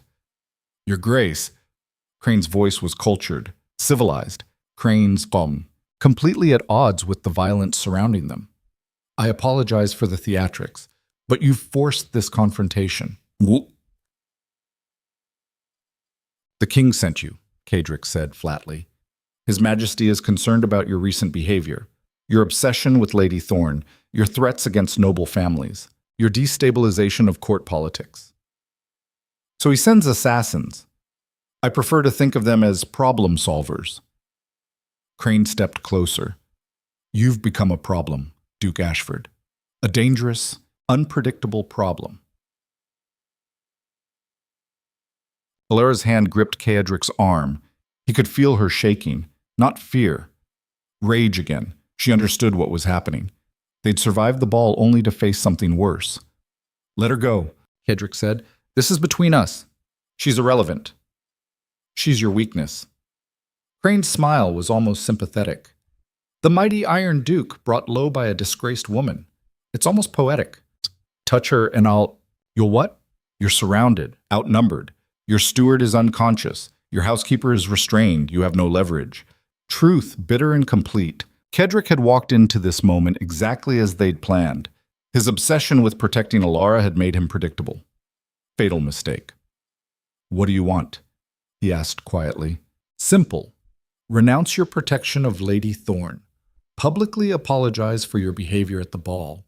Return to Blackmore and cease interfering with court politics. And if I refuse," Crane gestured to the gunmen, "then she dies. Here, now. And we tell everyone it was a tragic accident. Bandits attacking a carriage. You tried to save her, but failed. So sad." "Mabush." Caedric felt something break inside his chest. Not his will. Something deeper. The careful control he'd maintained since childhood. The walls that kept emotion separate from strategy. They crumbled. "You think threatening her gives you power over me?" he said softly, dangerously. "You're wrong. It just removes my reason to show mercy." Crane laughed. "You're in no position to—" Caedric moved. 20 years of weapons training deployed in 2 seconds. He grabbed Alara, spun her behind him, and threw his knife at the gunman in one fluid motion. The blade caught the man's wrist. The pistol fired wild, bullets sparking off cobblestones. Chaos erupted. Caedric charged the nearest attacker, using momentum and surprise to drive the man into the carriage with bone-breaking force, grabbed another by the throat, felt ribs crack under his fist. He'd spent his entire adult life being civilized, controlled, calculating violence instead of deploying it. No more calculation, just violence. An attacker swung something heavy at his head. Caedric ducked, felt it graze his shoulder, came up inside the man's guard, and broke his nose with a headbutt. Blood sprayed across snow. Someone grabbed him from behind, arms around his throat, choking. Caedric drove backward into the carriage wheel, using his attacker's body to cushion impact. The grip loosened. He spun free, grabbed the man's head, and slammed it against wood until resistance stopped. 4 down. 2 remaining plus Crane. The Lord Chancellor had drawn a pistol, summum, aiming it at Alara where she'd pressed herself against the carriage. "Enough!" Crane shouted. "Stop or I shoot her!" Caedric froze, breathing hard, covered in other people's blood. His shoulder throbbed where he'd been hit. His knuckles were split. Didn't matter. Alara was still alive. That was all that mattered. "Very impressive," Crane said, "but ultimately futile. You've just demonstrated exactly why you're too dangerous to control." "Then shoot me," Caedric said. "Kill me and let her go." "No." Everyone turned. Alara had somehow acquired a knife.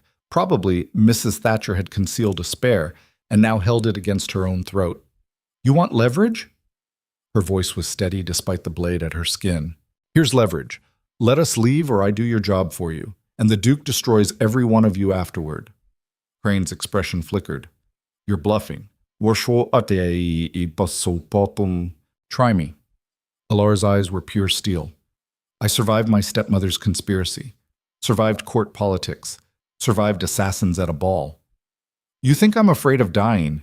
I'm afraid of living as a weapon against the only person who's ever chosen me over everything else." Silence. Snow fell. Somewhere in the city, bells tolled midnight. Crane lowered his pistol slowly. "This isn't over." "Yes, it is," Alara said. "Because if you come after us again, I'll tell everyone. The King's Lord Chancellor orchestrating assassinations, using crown authority to murder inconvenient nobles. How do you think that plays at court? No one would believe you. They'd believe him." She gestured to Caedric. "The Iron Duke, beloved by no one but feared by everyone. His word against yours. Want to gamble which one society accepts? Brilliant, terrifying, perfect." Crane stared at them for a long moment, calculating odds.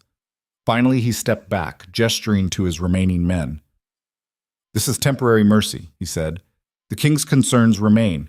Your behavior continues to destabilize the kingdom. Then tell His Majesty that the Duke of Blackmore chooses his battles carefully," Caedric said quietly. "And he's chosen this one."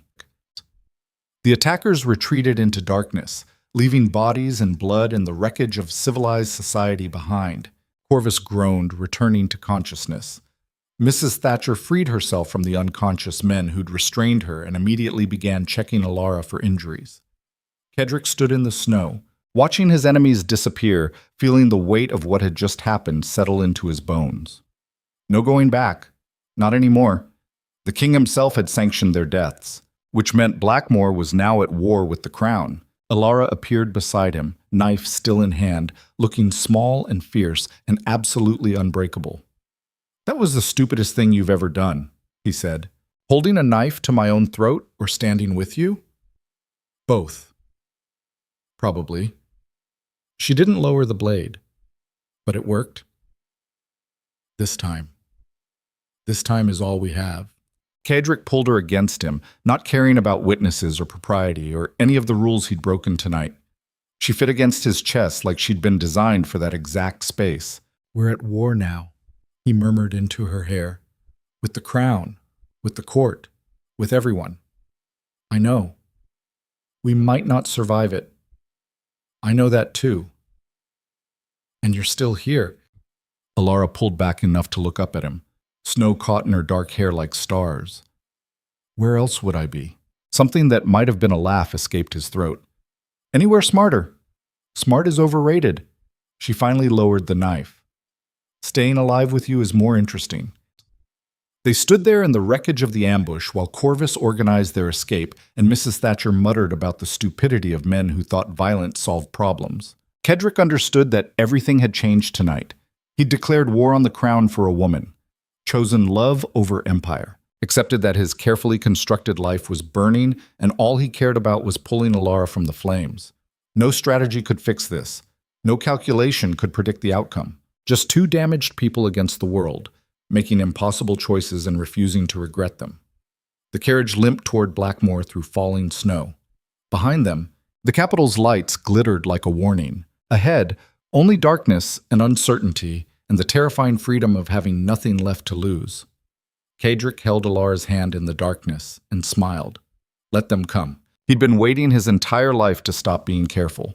Now, he finally had a reason. Blackmoor felt different when they returned. Caedric noticed it immediately as their damaged carriage limped through the fortress gates.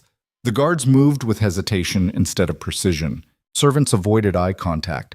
Even the stones seemed colder, like the entire structure had absorbed the night's violence and decided it wanted no part of what came next. Mrs. Thatcher helped Alara from the carriage while Corvus directed men to tend the injured horses. Caedric stood in the courtyard, cataloging damage, split knuckles, bruised ribs, shoulder screaming from where he'd been hit. Nothing permanent, just reminders that violence always costs something. The real damage wasn't physical. The king had sanctioned their deaths.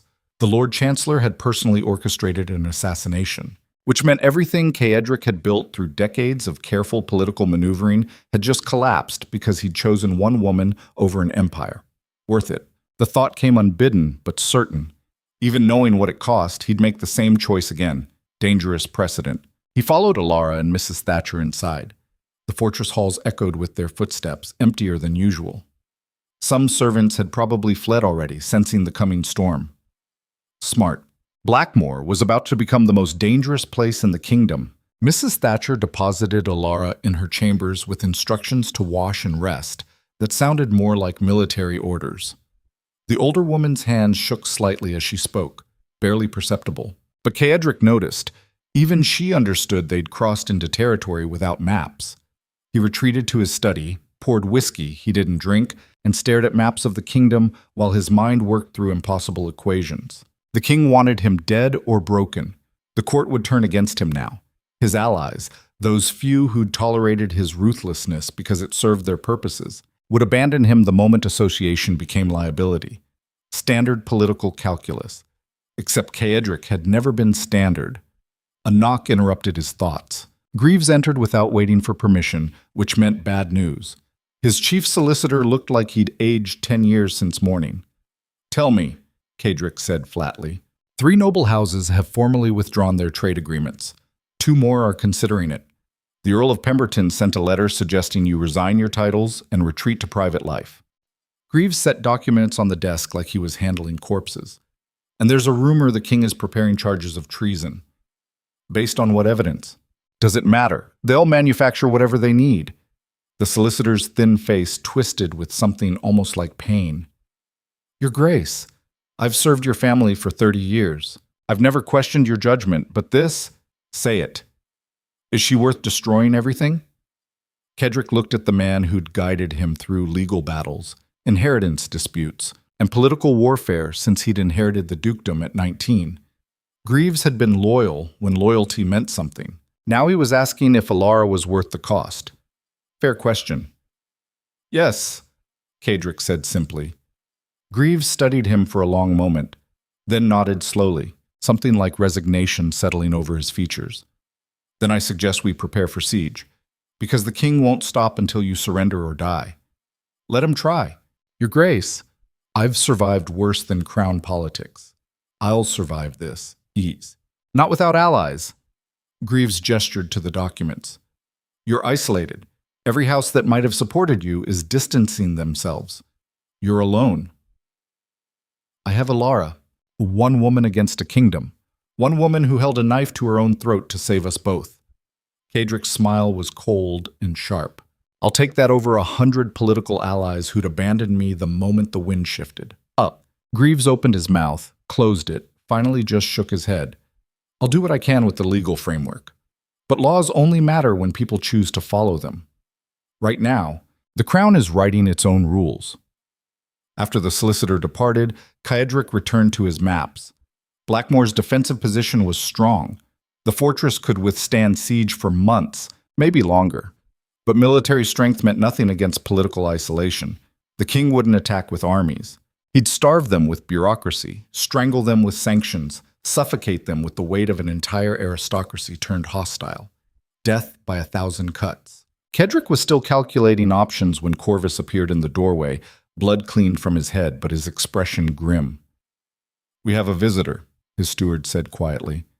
"Lord Ashworth. He's demanding an audience." Victoria's cousin, the man who tried to poison Alara at the ball. Bold, stupid, both. "Armed?" Caedric asked. "2 guards with him, both waiting outside. He came alone to the study door." Interesting. Either genuine diplomacy or spectacular arrogance. Caedric gestured permission. Corvus stepped aside, and Lord Ashworth entered, looking significantly less confident than he had at the ball. The nobleman stopped 3 feet from the desk, maintaining careful distance. Smart. He understood he was entering a predator's den. "Your Grace," Ashworth began, "I come with an offer from certain parties who wish to resolve this situation peacefully." Certain parties meaning the king, among others. Caedric leaned back in his chair, studying the man like a specimen under glass. "Speak." But... Ashworth's throat worked. "The Crown is willing to overlook your recent behavior. The accusations against you will be quietly withdrawn. Your political standing will be restored. Trade agreements reinstated. Everything returns to how it was. In exchange for what? Lady Alara Thorne." Silence crashed into the study like a physical force. Caedric felt something cold settle into his chest. Not surprise. Certainty. They'd known exactly where to strike. "Elaborate," he said quietly. "She returns to her stepmother's custody. The original scandal is quietly confirmed. She disappears to a suitable location where she can live comfortably but removed from society." Ashworth spoke quickly, like delivering the words faster made them less terrible. "You maintain your position. The kingdom stabilizes. Everyone benefits. Everyone except Alara. She's one woman, Your Grace, against the stability of the entire northern territories, the political alliances you've built, the power you wield." Ashworth's voice took on a pleading quality. "Surely you see the logic." Caedric stood slowly, moving around the desk with deliberate precision. Ashworth stepped back instinctively. "Let me understand," Caedric said softly.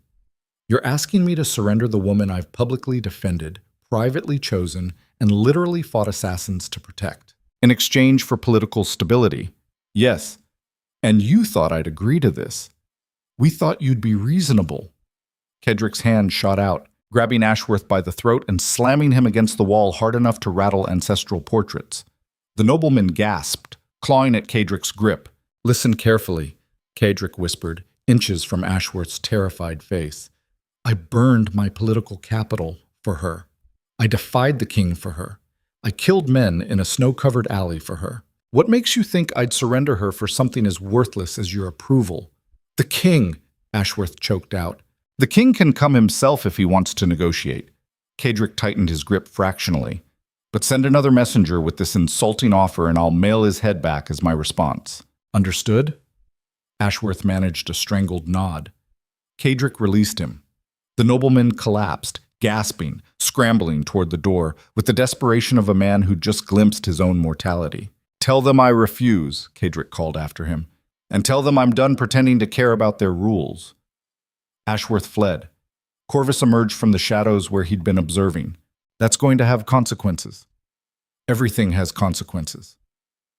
Caedric returned to his desk, adrenaline still singing through his veins. "At least these ones I choose."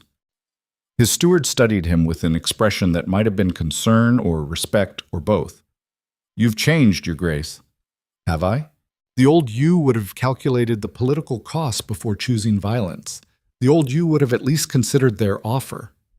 The old me didn't have anything worth more than strategy." Caedric's hand found the whiskey glass again. "Now I do. That makes you vulnerable. That makes me human."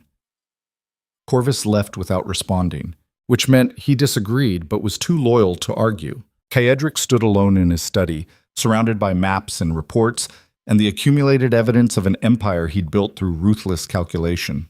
All of it suddenly felt hollow compared to the memory of Alara holding a knife to her own throat rather than be used against him. Power had always been the point, until it wasn't. He was still processing that shift when the door opened again, this time without knocking. Only one person in Blackmore had that privilege. Alara entered wearing a simple dress, hair still damp from washing. She'd cleaned away the ball's makeup and violence, but exhaustion showed in the shadows beneath her eyes. "You should be resting," Caedric said. "I heard shouting." She moved to the desk, studying the scattered documents. What happened? He could lie, deflect, protect her from the ugliness of what they'd just offered. But they were past lies. "The king sent an offer," Caedric said quietly. "My political rehabilitation in exchange for you." Alara's breath caught. Not shock, just confirmation of something she'd expected. "What did you say?" "I refused. Before or after you tried to kill the messenger?" "During." A smile ghosted across her face, brief and pained. "You're making this worse." "I know." "They'll escalate. The king won't stop until you're destroyed or I'm gone." "I know that too." Alara circled the desk, standing close enough that Caedric could smell soap and something uniquely her beneath it. "Why are you doing this?" "You know why." "Say it anyway." Caedric turned to face her fully. In the candlelight, she looked fragile and fierce in equal measure, a contradiction that had somehow become the only thing he was certain about. "Because the moment I pulled you from that mud, something broke inside me," he admitted. "All the careful control I'd built, all the walls that kept emotions separate from strategy. You shattered them just by refusing to stay broken. That's not a reason to destroy yourself." "It's the only reason that matters." His hand found her face, thumb tracing her cheekbone. "I've spent 35 years being the Iron Duke, feared, respected, alone. And none of it felt like living until you walked into my fortress wearing borrowed clothes and challenged everything I thought I understood about power." Alara's eyes glistened. "This is insane." "Completely. We're going to lose everything. Probably. And you're still choosing this, choosing me, every time." Caedric pulled her closer. "The king can take my titles. The court can take my alliances. They can reduce me to nothing but a name and a crumbling fortress. But they can't make me regret choosing you." She kissed him then, desperate and certain and absolutely unafraid despite the world collapsing around them. They broke apart, breathing hard.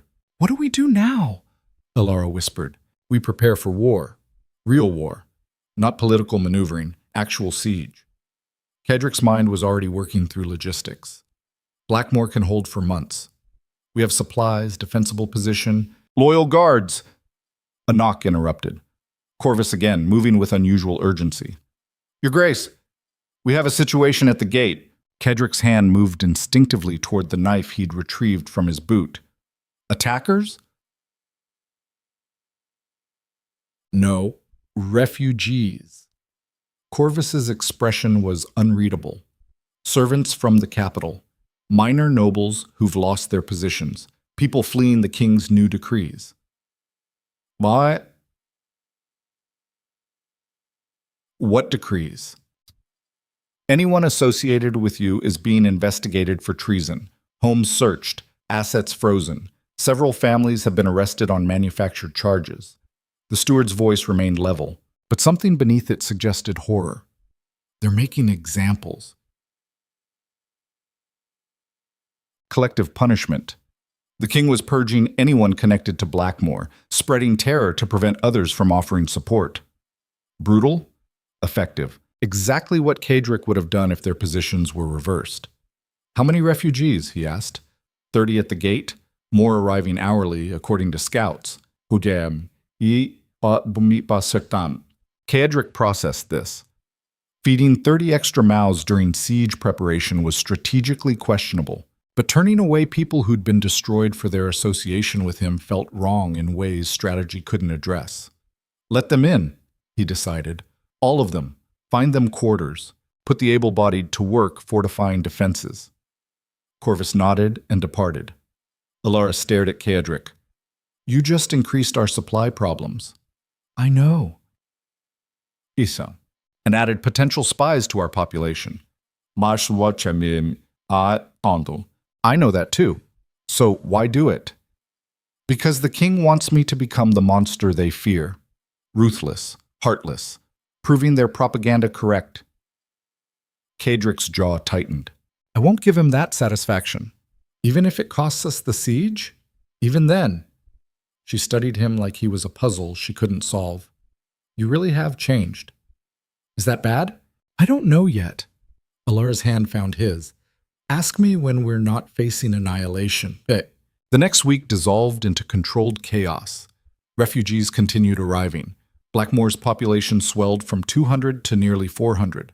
Corvus organized them with military efficiency, assigning quarters, distributing tasks, integrating them into the fortress's defensive structure. Greaves worked frantically to secure remaining assets before the crown could freeze them.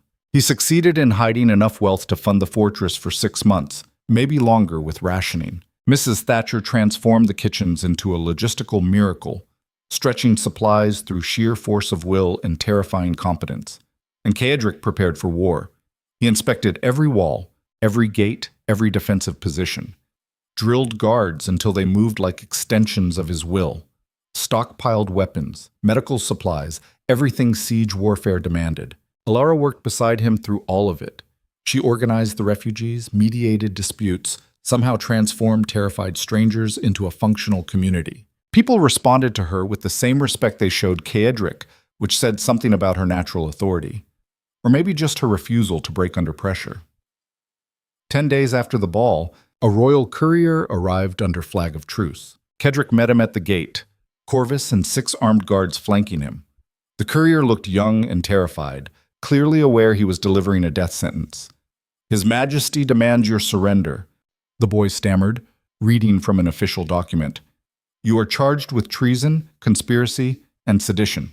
Failure to appear at court within 3 days will result in your titles being stripped, and Blackmore declared in rebellion against the crown. Tell His Majesty I decline, Caedric said calmly. The courier's eyes widened. Your Grace, that's tantamount to declaring war. Then we're at war. Caedric gestured to the gate. You can leave now and tell the king that Blackmore has survived worse than his displeasure. The boy fled. Corvus spoke quietly after he'd gone. 3 days, then we're officially rebels. So it seems. No regrets? Oh. Caedric thought about Alara organizing medical supplies that morning, her quiet competence transforming chaos into order. Thought about refugees who'd lost everything finding safety behind his walls. Thought about the choice between survival through submission or freedom through defiance. No regrets, he confirmed. That night, Caedric found Alara on the highest tower overlooking the sea. Wind whipped her hair around her face. She stood at the edge, staring at darkness and distant lights from villages that would probably turn hostile soon. You should be inside, Gezi, he said, joining her. So should you. Can't sleep. Neither can I. Alara glanced at him. 3 days until the kingdom officially wants us dead. How are you so calm? Practice. At being wanted dead? At accepting consequences I can't control. Caedric leaned against the stone parapet. I learned early that fear doesn't change outcomes, just makes the waiting worse. That's bleak. That's survival. Alara was quiet for a moment, wind and waves filling the silence. Then, do you think we'll survive this? Honest question deserved honest answer. I don't know, Caedric admitted. The king has resources we can't match. Time works against us. Eventually supplies run out, people lose faith, walls crack. Siege warfare isn't about dramatic battles. It's about slow attrition until something breaks. Reassuring. You asked. I did. She turned to face him fully. And if we don't survive? If this fortress falls and the king executes us both? Then we'll have lived free for however long we had. Caedric touched her face, thumb brushing her cheekbone. That's more than most people get. You're insane. You keep saying that. Because it keeps being true. But Alara leaned into his touch. I should have run. That night in the rain. I should have refused your hand and found my own way. Why didn't you? Because even drowning in mud, I knew you were the most dangerous and most honest thing I'd ever encountered. Her smile was sharp and sad, and I was tired of safe choices that left me powerless. So you chose danger instead. I chose you. Same thing, apparently. Here. Caedric kissed her because words felt insufficient, because they might have days or hours or minutes before everything collapsed, because she'd chosen him despite every rational reason not to, and that meant more than all the political power he'd ever accumulated. They were still tangled together when Corvus's voice cut through the night. Your Grace, we have a problem. Caedric broke the kiss reluctantly, turning to find his steward emerging from the tower stairs looking grim even by his standards. What kind of problem? Greaves is missing. Ice flooded Caedric's veins. Since when? No one's seen him since this morning. His chambers are empty. Documents are gone, and Corvus hesitated. Say it. The emergency fund. The money he secured before the crown froze our assets. It's gone.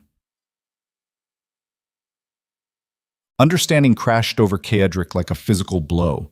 Not missing, not kidnapped, gone.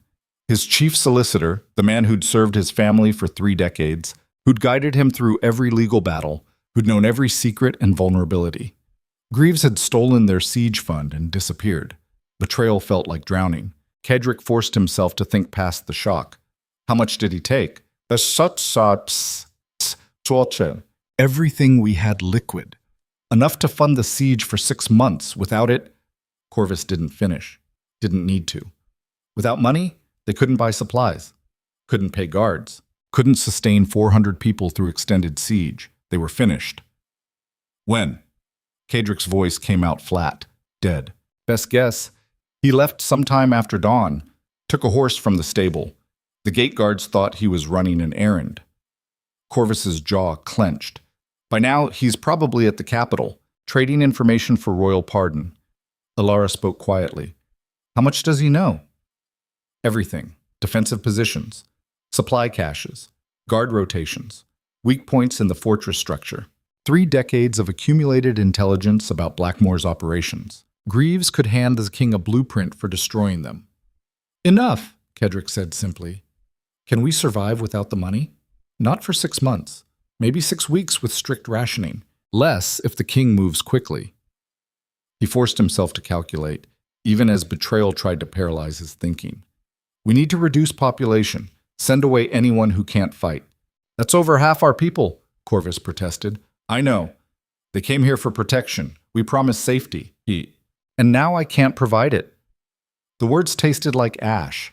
Better they leave now, while they can still flee than stay and die when the walls fall. Alara's hand found his arm. There has to be another way. There isn't. Caedric pulled away, moving to the tower edge, staring at darkness that suddenly felt infinite. Greaves knew exactly what he was taking, exactly what it would cost us. This wasn't impulse. He planned this. Why? Alara's voice carried genuine confusion. He served your family for decades. Because I changed the calculation. Caedric's laugh was bitter. The old Duke Ashford was predictable. Ruthless, but rational. Someone Greaves could work with, profit from, understand. He turned back to face them. But then I chose you over strategy. Defied the king over logic. Became unpredictable.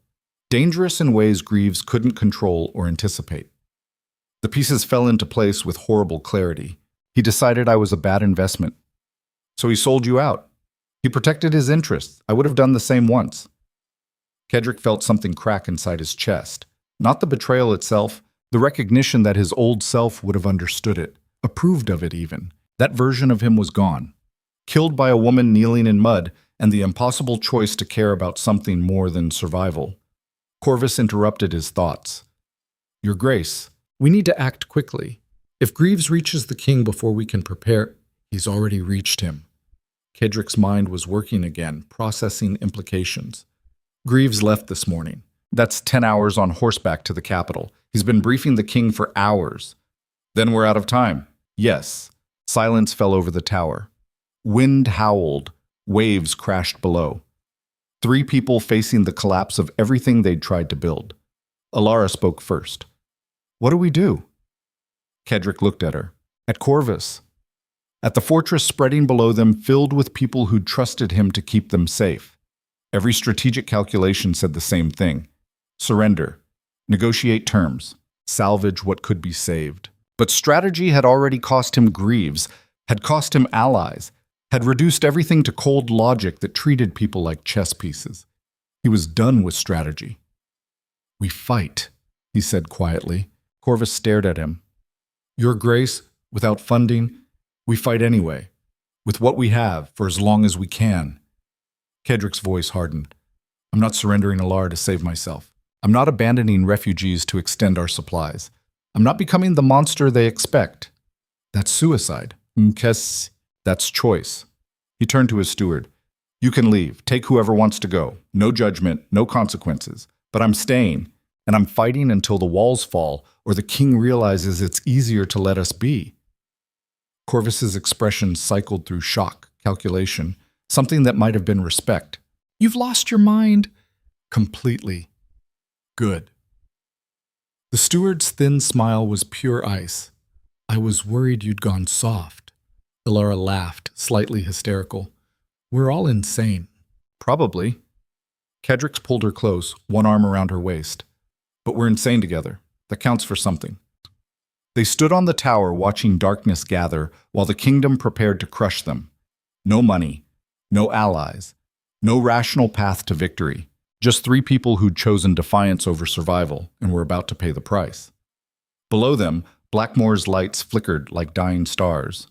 Above them, clouds gathered with the promise of storms. And somewhere in the capital, Greaves was probably counting his silver while the king planned their destruction. Caedric felt the weight of betrayal settle into his bones. Not just Greaves abandoning him, but his own abandonment of everything he'd once believed. Power through control, safety through calculation, survival through ruthlessness. All of it gone, replaced by something more dangerous, more human, more likely to get him killed. Love that refused to kneel, trust that demanded vulnerability, hope that survived despite impossible odds. He'd spent his entire life armoring himself against this exact weakness, building walls, maintaining distance, calculating costs before committing to anything. And now those walls were rubble, that distance was memory, and the only thing he was committed to was the woman shaking in his arms and the people sheltering in his fortress. Strategic disaster, personal revolution. Worth it.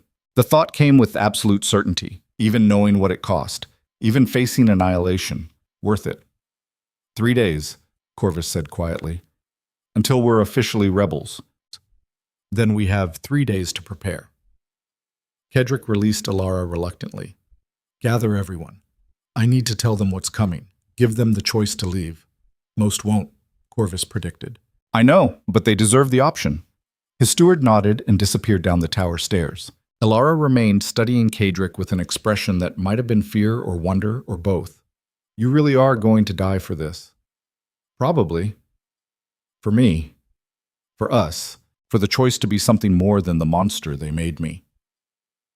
Caedric touched her face one more time. And yes, for you. I'm not worth this. You're worth everything. I'm not worth. He kissed her forehead. Even if we lose, even if the walls fall and the king executes us both, you're worth it. Alara's eyes glistened with tears she refused to shed. You're the worst and best thing that's ever happened to me. Same. They descended the tower together to face 400 people who'd bet their lives on the Iron Duke staying iron. Time to show them what happened when iron learned to bend and break and choose love over empire anyway. The assembly gathered in Blackmore's great hall. Refugees and guards and servants crowded together while torches threw shadows across ancient stone. They looked terrified, hopeful, waiting for their duke to promise salvation. Caedric stood before them and destroyed that hope. He told them about Greaves, about the stolen money, about the king's ultimatum and the coming siege. He laid out their options with brutal honesty. Leave now and maybe survive. Stay and probably die. Simple choice. Terrible choice. The only choice that mattered. When he finished, silence crashed over the hall. Then a woman near the back spoke. If we leave, where do we go? Anywhere but here, Caedric answered honestly. The king's anger is focused on Blackmore. If you flee now, you might escape his attention. Might. No guarantees, just odds. Another voice. And if we stay, then we fight together until we can't anymore. Caedric's gaze swept the crowd. I won't lie to you. Our chances are terrible. We're outnumbered, outfunded, and outmaneuvered. But we're together, and that's worth something. A guard stepped forward. We stay. You don't know what you're... We stay, the man repeated. You took us in when other lords threw us out. You fed us, protected us, treated us like humans instead of tools. Other voices joined his. Agreement, commitment. People choosing defiance when survival said they should run. Caedric felt something crack in his chest again. Not breaking, opening. The walls he'd built collapsing under the weight of people who believed in something more than cold strategy. Then we fight, he said quietly. All of us. Until the end. The crowd erupted in fierce agreement. Elara found his hand in the chaos, squeezing tight. You just convinced 400 people to die with you. I gave them a choice. That's worse. I know. They stood together while Blackmore prepared for war. Not the calculated kind, the desperate kind. The kind where you threw strategy aside and simply refused to surrender. 3 days until official rebellion. Maybe weeks until the siege began. Hours until everything they'd built collapsed completely. But they were together, damaged, defiant, doomed. And somehow that felt more like living than anything Caedric had experienced in 35 years of survival. The Iron Duke was dead. Something more dangerous had taken his place. A man who'd learned that the only empire worth defending was the one you built with people you loved, even if that empire was nothing but crumbling walls and impossible hope. Let the king come, let the kingdom turn hostile, let the world burn. Caedric had finally found something worth more than power, and he'd fight until his last breath to keep it. The royal army arrived at dawn on the 4th day. Caedric watched from Blackmore's highest tower as 2,000 soldiers emerged from morning mist like a plague spreading across the northern plains. Infantry in formation, cavalry on the flanks, siege equipment rolling behind them with the inevitability of an approaching storm. Banners bearing the king's colors snapped in the wind, bright and clean and utterly confident. They looked like victory marching toward inevitable conclusion. Beside him, Corvus studied the army through a spyglass, his thin face betraying nothing. But Caedric noticed the tension in his steward's shoulders, the way his jaw clenched when he counted the siege towers. 2,000 trained soldiers against 400 refugees and guards. Mathematics didn't lie. This was execution dressed as warfare. They brought everything, Corvus said quietly, lowering the glass. Towers, rams, catapults. They're not planning negotiation. No. Caedric's voice remained steady despite the ice flooding his veins. They're planning annihilation. We could still surrender, save lives, and condemn Elara to whatever fate the king designed for her. Caedric's hands gripped the stone parapet hard enough to hurt. No, we fight. Even knowing we'll lose?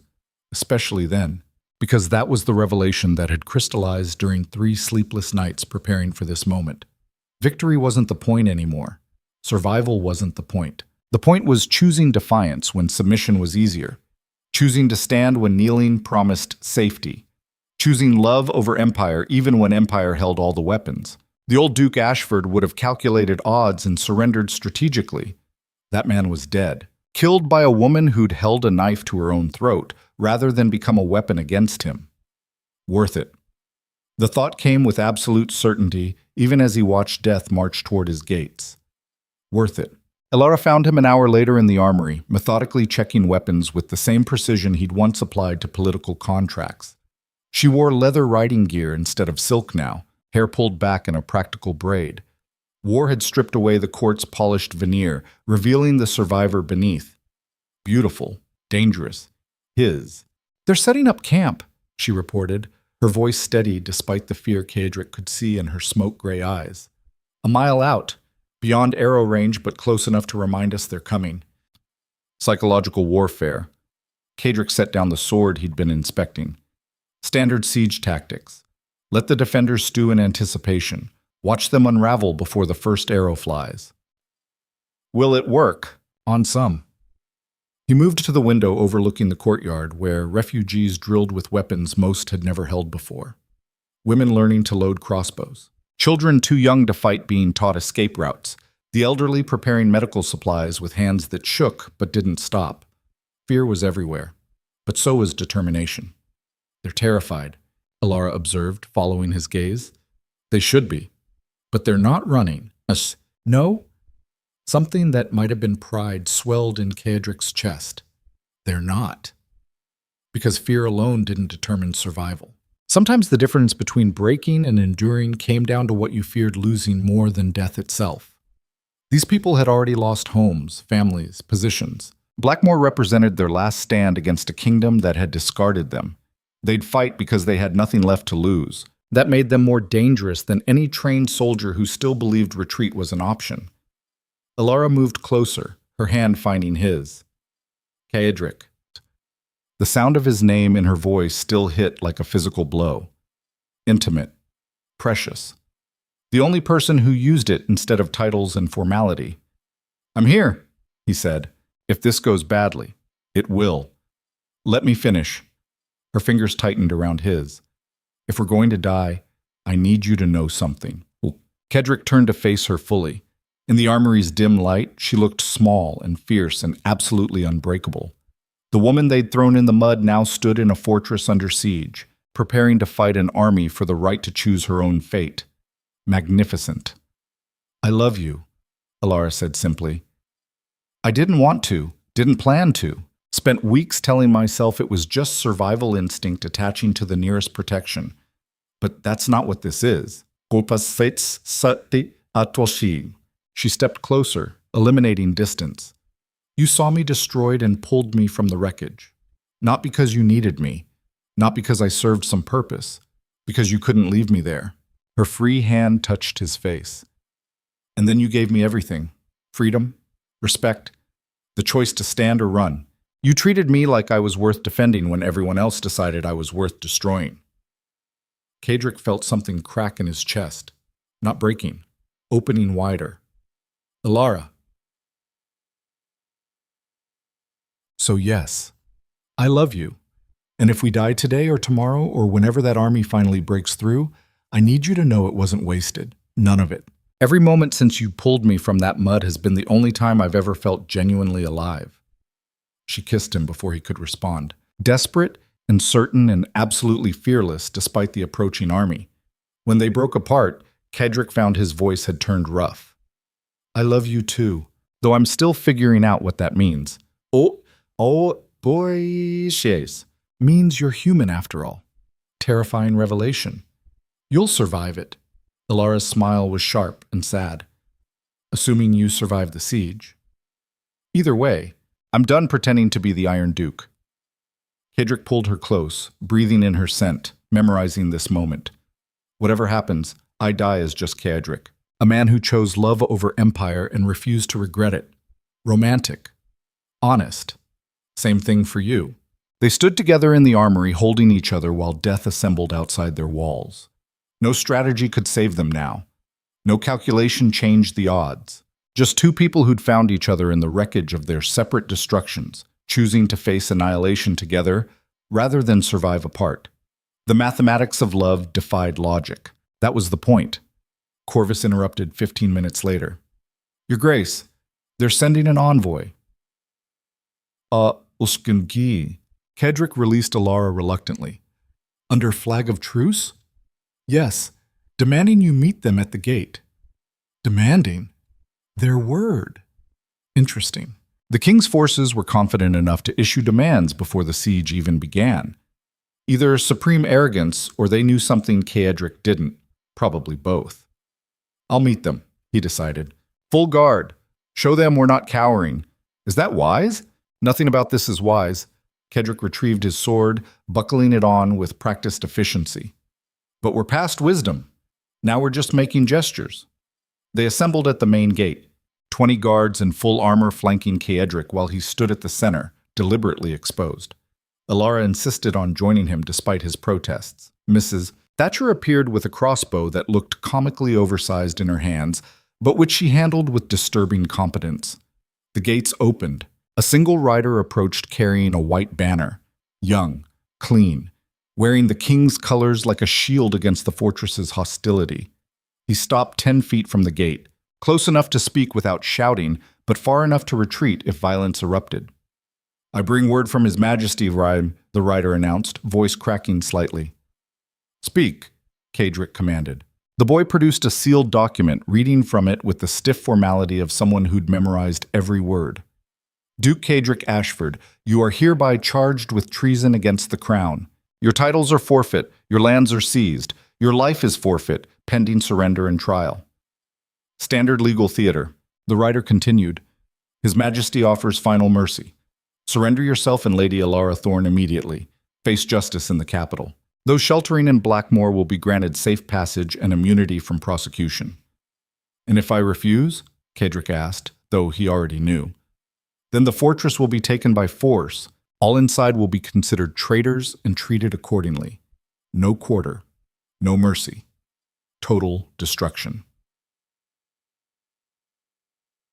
Silence fell over the gate. The rider's horse shifted nervously, sensing tension. Caedric studied the boy, seeing fear beneath formal presentation. The envoy didn't want to be here any more than Caedric wanted him here. Just another piece moved by powers neither of them controlled. Almost felt sorry for him. Almost. "Return to your commander," Caedric said clearly, voice carrying across the distance. "Tell him the Duke of Blackmoor refuses all terms. We will not surrender. We will not beg for mercy we know won't be granted. We will fight until the walls fall, or the king realizes we're not worth the cost." The rider's eyes widened. "Your Grace, that's what? Suicide, rebellion, insanity. I've heard all the words." Caedric's smile was cold and sharp. "Tell your commander that Blackmoor stands, and we'll show him exactly how expensive our annihilation will be. But the people inside, the refugees, they'll die for your pride. They'll die free." Caedric's voice hardened. "Which is more than they'd get from your king's mercy. Now leave, before I decide envoys aren't protected by flags of truce." The boy fled. Alara spoke quietly as the gates closed. "You just condemned 400 people to death. I gave them the choice. They chose to stay. That doesn't make their deaths less your responsibility." "I know." Caedric turned to face her. "But responsibility doesn't change the mathematics. Surrender means your death, and maybe their survival. Defiance means everyone dies, but we die standing. I chose defiance. For me, for us, for everyone inside these walls who's tired of kneeling to people who treat them like property." He gestured to the fortress spreading behind them. "These people aren't dying for my pride. They're dying because they'd rather burn than bow. That's their choice. I'm just honoring it." Alara stared at him for a long moment, then nodded slowly. "Then we make it count. Every second." The siege began an hour later, not with dramatic assault, with methodical preparation. The king's forces established perimeter camps, built siege towers out of arrow range, positioned catapults with engineering precision, every movement coordinated, professional, designed to demonstrate that Blackmoor's destruction was inevitable and organized, psychological warfare at its finest. Caedric watched from the walls, cataloging their approach with the same analytical detachment he'd once brought to political strategy. The enemy commander was competent, maybe brilliant. He wasn't rushing, wasn't giving Blackmoor opportunities to exploit through hasty mistakes, just slowly, inevitably, assembling the machinery of annihilation. "How long?" Corvus asked beside him. "Until they attack? 2 days. Maybe 3. They want us watching, waiting, unraveling." Caedric pointed to the siege towers. "See how they're building in full view? That's deliberate. They want us counting the ways we're going to die. It's working. Morale is cracking. Then we fix it." "How?"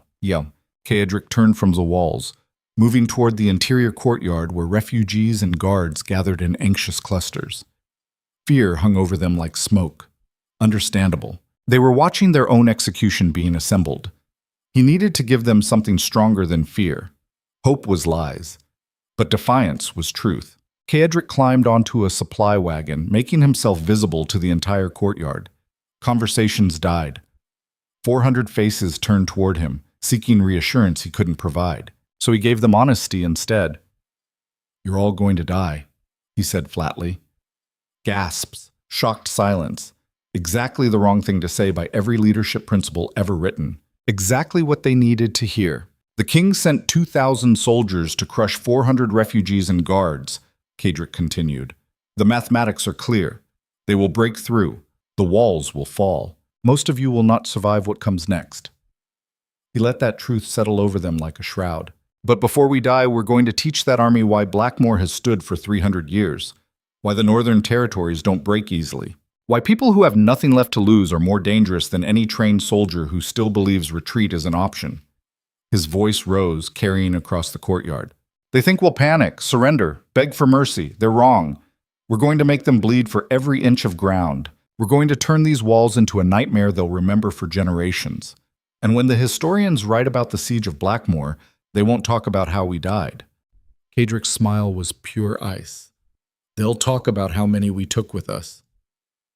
Silence held for 3 heartbeats. Then someone cheered. Then someone else. Then the entire courtyard erupted in fierce, defiant agreement. Not hope. Something harder. The grim determination of people who'd accepted death and decided to make it cost something. Alara found him after the crowd dispersed. "That was either the best or worst speech I've ever heard." "Did it work?" "They're sharpening weapons instead of crying. You tell me." "Good enough." Caedric moved toward the armory again, his mind already calculating defensive positions. "We need to organize rotations. Make sure everyone gets rest. Can't fight exhausted." "Caedric."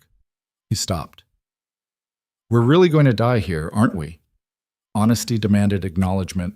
"Probably. No dramatic last-minute rescue? No unexpected allies arriving to save us?" "This isn't a story. This is mathematics." He turned to face her. "But we'll make them remember us." "Is that enough?" "It has to be." The first attack came on the 3rd day. Caedric woke before dawn to bells ringing warning. He grabbed weapons by instinct, moving through Blackmore's corridors while guards rushed to positions and refugees scrambled toward designated shelters. The walls were already lined with defenders when he arrived. Below them, the king's army advanced with military precision. Siege towers rolling forward on massive wheels, soldiers behind shields, archers positioned to provide covering fire. Professional assault by people who'd done this before. Caedric's mind processed tactics even as adrenaline flooded his system. They were testing defenses, probing for weak points. This wasn't the main assault, just reconnaissance with teeth. "Archers, beach shisham," he shouted. "Wait for my command." The siege towers crept closer, 50 yards, 40, 30. "Now!" Arrows erupted from Blackmore's walls like a swarm. Most struck shields. Some found gaps. Men screamed. The advance wavered, but didn't break. Disciplined. The towers reached the walls. Ramps crashed down. Soldiers poured across. Chaos erupted. Caedric fought with the brutal efficiency of someone who'd trained for this his entire life. Sword moving through practiced patterns. Block, strike, kill, move to the next threat. No hesitation. No mercy. Just violence deployed with surgical precision. A soldier came at him with a spear. Caedric deflected, stepped inside the weapon's range, drove his blade through the man's throat. Blood sprayed across stone. The soldier collapsed. Another immediately took his place. And another. And another. The walls became a grinding meat engine. Soldiers surged forward. Defenders pushed them back. Blood made the stone slippery. Bodies piled at choke points. Screaming mixed with the clash of steel and the meaty sound of blades finding flesh. This was war stripped of glory. Just horror and survival, and the desperate mathematics of kill or be killed. Caedric lost track of time. Minutes blurred into hours. His arms burned. His lungs screamed. Blood covered him. Some his, most not. Didn't matter. Just kept fighting because stopping meant dying. Beside him, Corvus fought with the cold efficiency of a professional killer. Mrs. Thatcher reloaded crossbows with mechanical precision, each bolt finding a target. Guards who'd never seen real combat before held their positions through sheer, stubborn courage. And somehow, impossibly, they held. The siege towers eventually withdrew. The assault broke. The king's forces retreated to their camps, leaving bodies scattered across the killing ground before Blackmore's gates. Victory felt like drowning. Caedric stood on the blood-soaked walls, breathing hard, cataloging damage. 12 defenders dead, 23 wounded. The gates were damaged but holding. The walls had cracks but remained standing. They'd survived. For now. Elara found him during the aftermath, moving through the wounded with water and bandages. She looked exhausted, covered in other people's blood from helping with medical treatment, but her hand stayed steady. "Casualties?"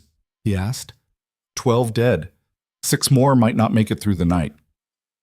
Her voice remained clinical, detached, the only way to process horror without breaking. "We're running low on medical supplies." "How low?" 2 more assaults like this and we're out." Caedric processed that information. 2 more assaults. Maybe a week if the king's commander stayed methodical. Less if he pushed aggressively. The mathematics kept getting worse. "The dead?" he asked quietly. "Corvus is organizing burial detail. We'll do it tonight, before they attack again." "Good." Caedric moved toward her, ignoring his own wounds. "Are you hurt?" "Some bruises. Nothing serious." Elara looked up at him, and for the first time since the siege began, her composure cracked. "Caedric, I watch people die. Just children, some of them, fighting because we told them to. I know. Does it get easier? No?" He pulled her close, not caring about blood or witnesses. "It just becomes familiar, which is worse." She trembled against him, not from fear, from the massive weight of what they'd survived and what was coming. "How many more times can we do this? Until we can't." "That's not an answer. It's the only honest one I have." They stood together in the carnage while burial details moved among the bodies and wounded screamed for help that might not come. War had stripped away every pretense of civilization, revealing the brutal machinery underneath. This was what power actually looked like when you removed courtly performances and political theater. Blood, screaming, death delivered by mathematics too grim to ignore. The old Duke Ashford had wielded power through intimidation and strategy, never seeing the human cost of his decisions. This Duke Ashford stood in the wreckage he'd created and refused to look away. Different. Maybe not better, but honest. The second assault came 5 days later. This time they brought fire. Caedric watched from the walls as catapults launched burning pitch over Blackmore's defenses. Some projectiles struck stone and died harmlessly. Others found wooden structures. The eastern barracks caught immediately, flames spreading with terrifying speed. Organized chaos erupted. Guards fought the fires while simultaneously defending against soldiers scaling the walls. Refugees formed bucket chains while arrows rained around them. Everything happening at once in a carefully orchestrated nightmare. The enemy commander was good, too good. He was forcing Blackmore to split focus, dividing defenders between fire and combat. Classic siege tactic executed with brutal efficiency. Caedric fought on 3 fronts simultaneously, organizing fire response, directing defensive positions, personally killing soldiers who breached the walls. His body moved on autopilot, decades of training taking over while his mind calculated impossible odds. They were losing, slowly, inevitably, but definitely losing. The fires consumed too much too quickly. Medical supplies burned, food stores went up in smoke. The structures that made Blackmore habitable crumbled under flame's hunger. Even if they survived this assault, they'd lost the capacity for extended siege. Weeks had become days. Days would become hours. The assault finally broke at nightfall. The king's forces retreated again, but this time Caedric saw confidence in their movements. They knew Blackmore was breaking, just a matter of time now. He found Corvus in the ruins of the eastern barracks, directing cleanup crews. His steward's face was blackened with smoke, one arm wrapped in bloody bandages. "Casualties?" Caedric asked. 23 dead, 40 wounded. Most of our medical supplies are gone. Half our food stores destroyed. Corvus's voice remained flat. "Clinical. We can feed everyone for maybe 10 more days. Less if they keep burning supplies. 10 days. Then starvation." "And morale?" Caedric asked, though he could guess. "Cracking. People are starting to question whether dying here is worth it." Corvus met his eyes. "They want to know if you have a plan." "I don't." "Then lie to them." "No." Caedric looked at the burning ruins, the wounded being carried to overwhelmed medical stations, the exhausted defenders who'd fought 2 massive assaults and faced inevitable third. No more lies. They deserve truth. Truth will break them. Then they break. Caedric's jaw clenched. But they break knowing I respected them enough to be honest. Corvus stared at him for a long moment. You really have changed. Is that bad? Ask me when we're dead. The steward walked away, leaving Caedric alone in the smoking ruins. Alara found him an hour later. She looked worse than after the first assault, exhausted beyond measure, covered in burns from fighting fires, one hand wrapped in bandages. You're hurt, Caedric said, reaching for her. It's nothing. She pulled away gently. We need to talk. She pulled. The tone in her voice made ice flood his veins. What happened? I've been talking to the refugees, the families, the people we convinced to stay. Alara's smoke-gray eyes met his without flinching. They're dying, Caedric. Children. Elderly. People who trusted us to protect them. I know. Do you? Her voice cracked. Because from here it looks like you're sacrificing them for your pride, for your refusal to kneel to the king. The accusation hit like a physical blow. You think I want this? I think you've gotten so committed to defiance you can't see when defiance becomes suicide. Alara stepped closer, desperate now. We could surrender, save lives. The king offered terms. The king offered my death and your imprisonment. That's not mercy. That's execution with paperwork. Maybe. But it's better than watching everyone here burn. Caedric felt something crack in his chest. Not anger, something worse. The realization that the woman he loved was right, and it didn't change anything. If I surrender, you die, he said quietly. Maybe slowly. Maybe in some convent where no one asks questions. But you die. And I won't. This isn't your choice alone anymore. Alara's hands found his coat, gripping tight. You told them they could choose. They chose to stay.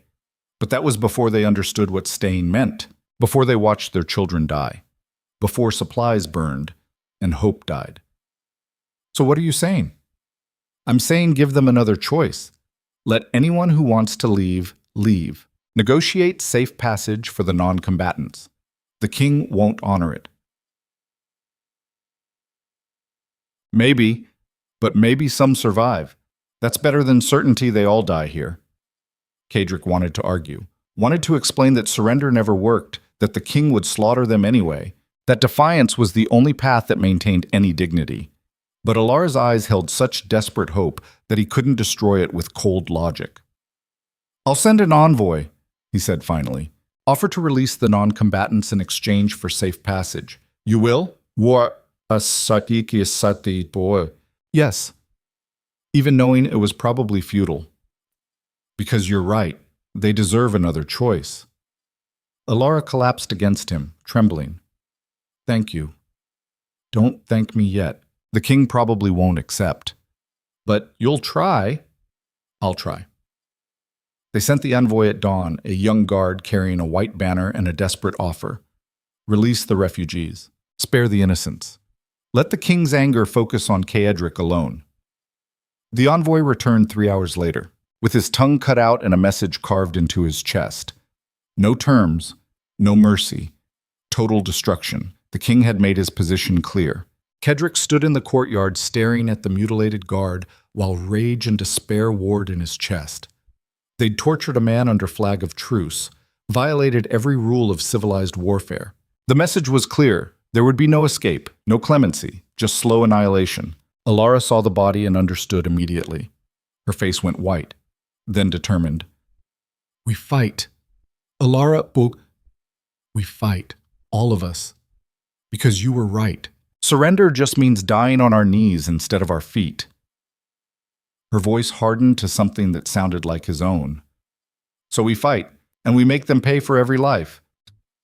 Caedric felt something shift in his chest, seeing his own ruthlessness reflected in her eyes, understanding that he'd transformed her just as she'd transformed him. Different.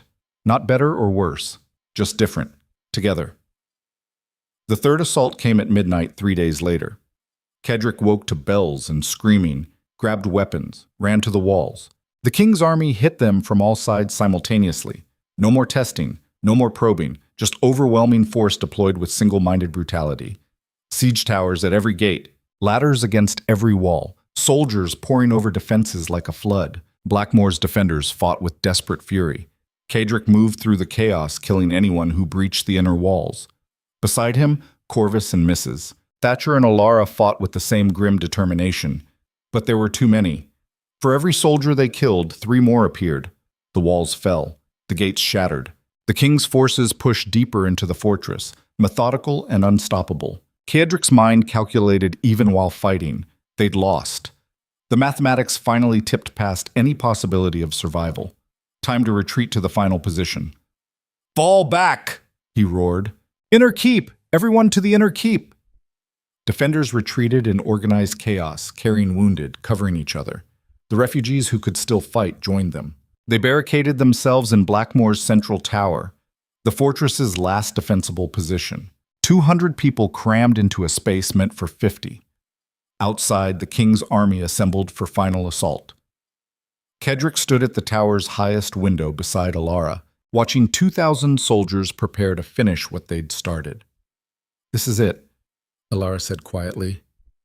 "Yes." "Any last-minute miracles?" "No." "Then we make our stand here." She found his hand, fingers interlacing. Together. Together. Below them, the king's army began their final advance. And then the unexpected happened. Horns sounded from beyond the battlefield. Not the king's horns. Something different, deeper. Everyone froze. From the northern road, an army appeared. 500 soldiers wearing colors Caedric recognized but couldn't believe. The Duke of Westmarch, the man who'd tried to destroy him at the ball, leading an army to Blackmore. Caedric's mind reeled. This made no sense. Westmarch was Victoria's ally. He'd orchestrated the scandal at the ball. Why would he? Then he saw the second army emerging from the eastern approach. The Earl of Pemberton. Then more from the south. Lords who'd abandoned him. Nobles who'd declared neutrality. Houses he'd assumed were enemies. All arriving with soldiers. Not attacking Blackmore. Attacking the king's forces. Chaos erupted across the battlefield. The king's army suddenly found itself surrounded, outnumbered, fighting on multiple fronts against an alliance that shouldn't exist. Corvus appeared at Caedric's shoulder, staring at the impossible scene. I don't know, Caedric admitted, but he intended to find out. The battle raged for 6 hours. Caedric and Blackmore's defenders watched from their tower as the king's forces were systematically dismantled by the unexpected alliance. No quarter given. No mercy shown. By sunset, it was over. The king's army surrendered. And Duke Westmarch himself rode to Blackmore's shattered gates carrying a white banner. Caedric descended to meet him, Alara and Corvus flanking him, trying to understand what game was being played. Westmarch dismounted, looking exhausted and grim. "Duke Ashford, you'll forgive me if I'm suspicious," Caedric said flatly. "You should be." Westmarch gestured to the battlefield. "But I'm not here as your enemy. Then why are you here?" The older duke's expression twisted with something that looked like shame. "Because my daughter is dead. Suicide. 3 days ago." She left a letter explaining everything. Ice flooded Caedric's veins. Everything. How Victoria Thorne had blackmailed Lord Pembroke into participating in the scandal against Lady Alara. How my son-in-law's weakness destroyed her. How the King's Lord Chancellor orchestrated your assassination attempt. Westmarch's voice cracked. How this entire conspiracy went to the crown itself. He produced documents, letters, evidence. My daughter's death woke me from comfortable delusion, Westmarch continued. I started investigating. Found others who'd been threatened, blackmailed, forced into supporting the king's purge of anyone who challenged royal authority. We realized if we didn't stand together, we'd be destroyed separately. So you allied. Against a king who's become tyrant. Westmarch met Caedric's eyes. You stood alone against this. Refused to bow. Nearly died for it. That made you dangerous, but it also made you right. Silence fell over the shattered battlefield. Caedric processed this impossible shift. The king's overreach had created the very alliance that destroyed him. By trying to crush one rebellious duke, he'd terrified the entire nobility into unified resistance. Strategic disaster, poetic justice. What happens now? Caedric asked. Now we march on the capital, present the king with evidence of his crimes, demand he abdicate or face removal. Westmarch's smile was cold. You started this rebellion, Duke Ashford. Want to help us finish it? Caedric looked at Alara, at the ruins of Blackmore, at the bodies scattered across his land. The Iron Duke would have calculated advantages, negotiated terms, made alliance conditional on maximum benefit, but the Iron Duke was dead. Caedric Ashford, the man who'd chosen love over empire and survived against impossible odds, made a different choice. We finish it together, he said, and the kingdom trembled. The march to the capital took 6 days. Caedric rode at the head of an army that shouldn't exist, watching the alliance of former enemies and reluctant allies spread across the northern road like a living testament to the king's miscalculation. 2,000 soldiers who'd survived the siege joined forces with the 3,000 who'd arrived to break it. An army built not from loyalty, but from shared terror of what happened when absolute power faced no resistance. Revolution born from survival instinct. The old Duke Ashford would have found poetry in the mathematics. Power consuming itself. Authority breeding the rebellion that destroyed it. All the careful political calculations he'd once mastered now inverted, showing him the blindness of believing control could be permanent. But the man riding this road wasn't that Duke anymore. He died somewhere between pulling Alara from the mud and watching Blackmore burn. What remained was something more dangerous and more human. Someone who'd learned that the only empire worth defending was the one built with people you'd die beside, even when the empire was nothing but smoking ruins and impossible hope. Alara rode beside him on a horse borrowed from Westmarch's forces. She looked different now. Harder. The siege had stripped away softness, revealing someone who'd held a crossbow against trained soldiers and refused to break. War changed everyone it touched. The woman who'd knelt in the rain was gone. This one had watched children die defending walls and learned that survival demanded costs most people couldn't imagine. They hadn't spoken much since the battle ended. Too exhausted, too traumatized, too focused on the immediate necessities of organizing an army that had saved them but didn't trust them. But sometimes at night, when camp was made and guards were posted and the immediate dangers receded, Caedric would find her hand in the darkness, and she'd squeeze back. And for a moment, the weight of everything they'd survived felt bearable. Connection forged in fire didn't require words. It just required presence. Westmarch rode up alongside them on the 4th day, his weathered face showing the strain of leading an army against his own king. The older Duke had aged 10 years in the week since the ball. Grief and guilt made harsh sculptors. The capital knows we're coming, he reported. Scouts confirm the king is fortifying the palace, calling in loyalist forces, preparing for siege. How many? Caedric asked. Hard to say. Maybe 1,000, maybe more. Westmarch's expression was grim. He still has supporters, nobles who benefit from his tyranny, merchants who profit from his corruption. They'll fight to preserve the system that feeds them. So we're marching into another siege. Looks that way. Yes. Caedric processed this with the same cold calculation he'd once brought to all warfare. Except now the calculation included variables the old him had ignored. Casualties. Civilian deaths. The cost of victory measured in more than strategic advantage. We need to offer terms, he said. Westmarch's eyebrows rose. Terms? The king mutilated your envoy, tried to annihilate everyone you sheltered. And you want to offer terms? Gut soll das. I want to avoid destroying the capital to get to him. Caedric's jaw clenched. There are innocents in that city, people who had no part in this. If we lay siege, they starve alongside the guilty. Since when do you care about collateral damage? Since I watched children die defending my walls, Caedric thought, but didn't say. Since I learned that power without conscience is just organized cruelty. Since a woman taught me that choosing to care, even when caring is dangerous, is the only thing that separates humans from monsters. Since I stopped being the Iron Duke, he said instead. Westmarch studied him for a long moment, then nodded slowly. All right, we'll send an envoy. Offer the king a chance to abdicate peacefully. But when he refuses, and he will refuse, we finish this the hard way. Agreed. They sent the envoy that evening, a respected earl carrying white banners and final terms. Abdicate the throne. Face trial for crimes against nobility. Accept exile rather than execution. Mercy the king didn't deserve, but which Caedric offered anyway, because someone had to break the cycle of violence begetting violence. The envoy returned 2 days later, with the king's response carved into his back.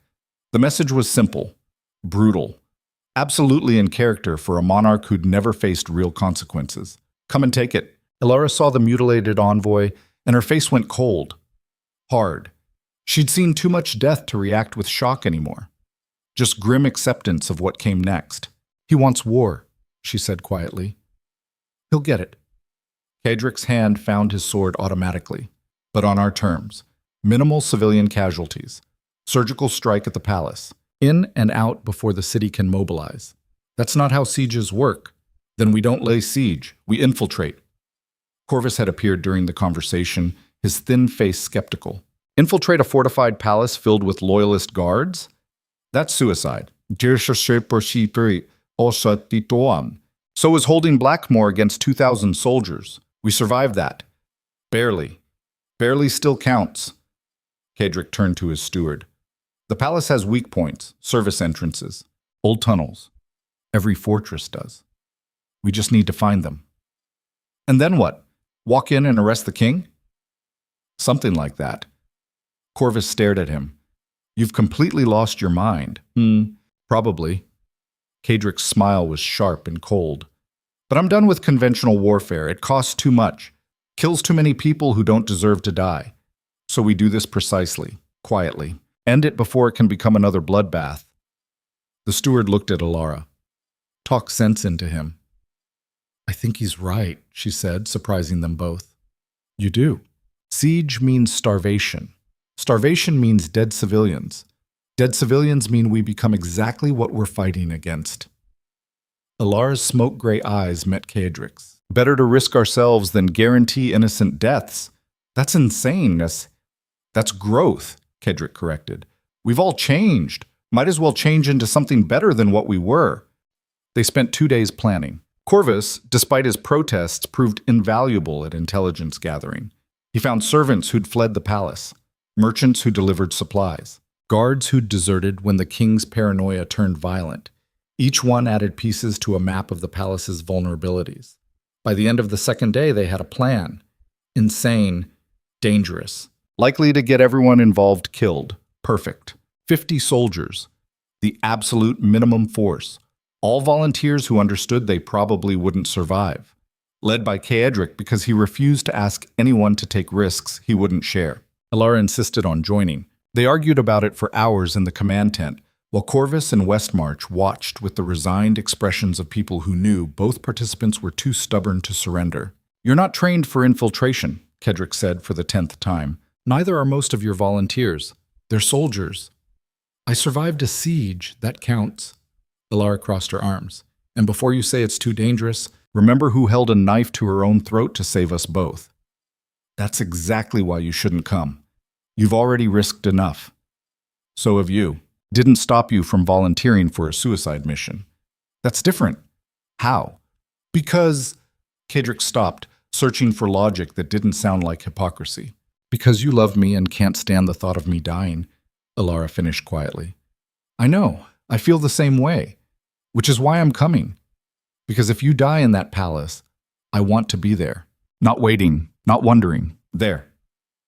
Caedric wanted to argue, wanted to command her to stay, wanted to lock her somewhere safe where the king's violence couldn't touch her. But he'd spent months learning that the woman he loved didn't break when challenged. She just became more determined. If you die, I'm killing you, he said finally. Elara's smile was brief and fierce. Fair. They infiltrated the palace at midnight 3 days later.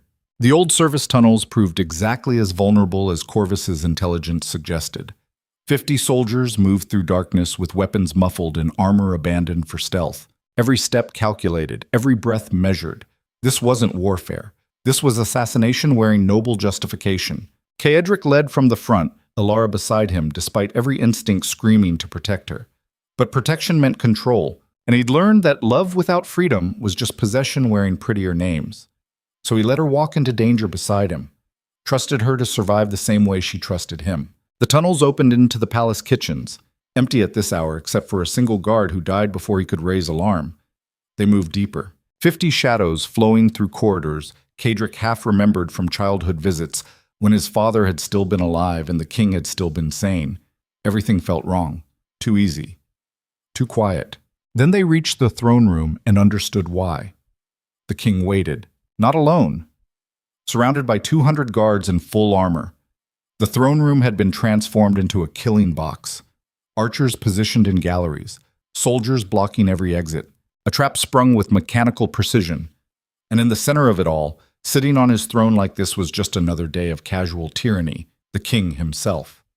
Older than Caedric remembered. Thinner. But his eyes held the same cold calculation that had made him dangerous before paranoia made him mad. "Duke Ashford," the king said pleasantly, "I've been expecting you." Caedric's hand moved to his sword automatically. Beside him, Alara tensed. Behind them, 50 soldiers realized they'd walked into an execution. "Greaves told me everything," the king continued. "Your plans, your infiltration route, the exact timing of your arrival. Really, I should thank you for making this so convenient. All my problems assembled in one room, Bon. Betrayal upon betrayal. The solicitor had sold them twice, first to fund his escape, now to secure permanent favor with the crown. Rage flooded Caedric's system. Hot, blinding. The kind that made strategy impossible and violence inevitable. Then Alara's hand found his, squeezed, grounding. The rage didn't disappear, just became focused, controlled, useful. "So what now?" Caedric asked, voice steady despite the pounding of his heart. "You kill us all? Add 50 more bodies to your pile of crimes?" "Crimes?" The king laughed. "I'm the crown. I don't commit crimes. I exercise authority. There's a difference. Not when authority becomes tyranny," says the man who ruled the northern territories through fear and ruthless violence. The king leaned forward. "Don't pretend moral superiority, Ashford. You built your power the same way I did, through intimidation, through destroying anyone who challenged you. We're the same." "No." Caedric's voice hardened. "We were the same. Past tense, I changed." "Changed into what? A sentimental fool who throws away an empire for a disgraced woman?" "Changed into someone who learned that empires built on fear eventually collapse under their own cruelty." Caedric gestured to the assembled soldiers. Caedric gestured to the yet. "You're so terrified of losing control, you fortified your own palace. Turned the throne room into a prison. Surrounded yourself with guards because you can't trust anyone without weapons forcing their compliance." The king's expression flickered. "That's survival. That's slow death. You're so busy controlling everything you've stopped actually ruling, just reacting to threats, real or imagined, until everyone becomes a threat, and violence is your only response. And you think you're better? You led a rebellion, brought war to my kingdom. I stood alone when you tried to murder me for choosing love over politics. The rebellion you're facing came from your own overreach, your paranoia. Your inability to understand that power without legitimacy is just organized violence waiting to collapse." Silence fell over the throne room. 200 guards watched their king being verbally dismantled by a man surrounded and outnumbered. The mathematics said Caedric should be begging for mercy. But mathematics didn't account for the weight of truth delivered without fear. The king stood slowly. "You think speeches will save you? That these guards will suddenly switch sides because you made compelling arguments?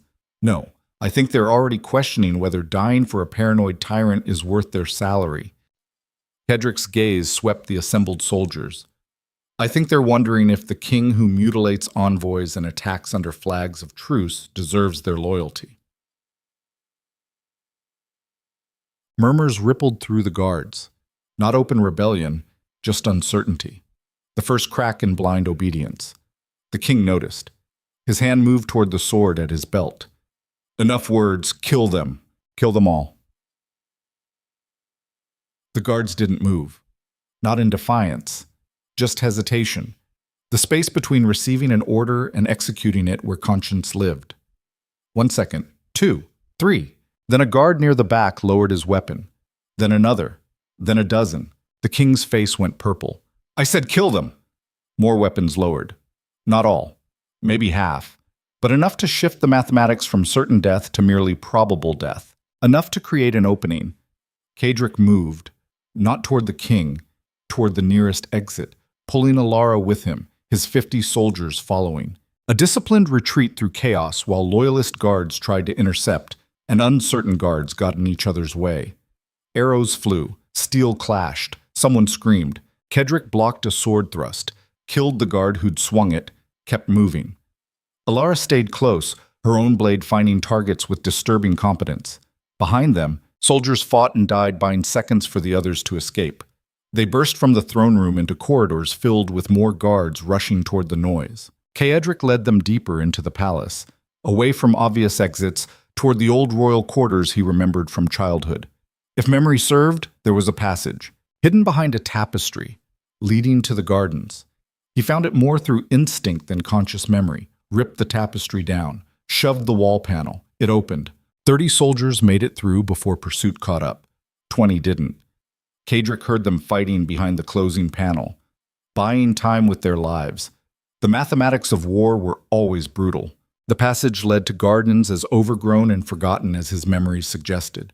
They emerged into moonlight and running, crossing manicured lawns while shouts echoed from the palace behind them. The army waited beyond the gates. Westmarch's forces mobilized at the first sign of alarm.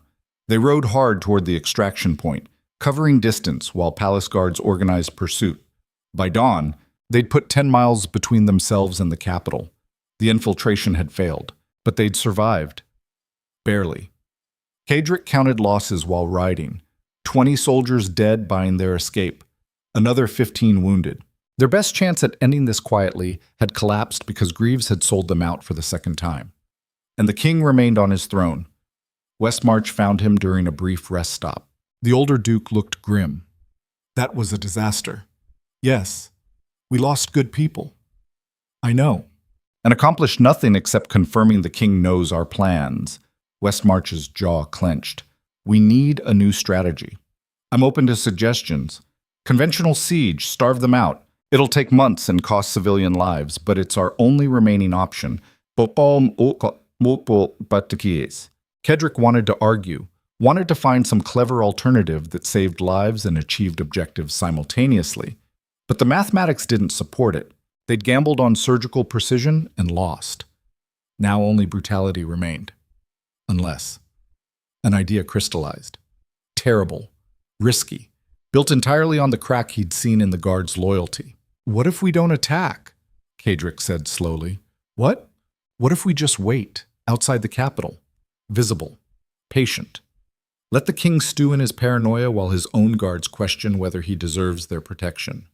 That's not strategy. That's hoping he collapses from internal pressure. Exactly. Caedric's mind worked through implications. We saw the guards hesitate. They're already questioning. If we give them time, let the king's paranoia turn on his own people, the throne room might implode without us lifting a sword.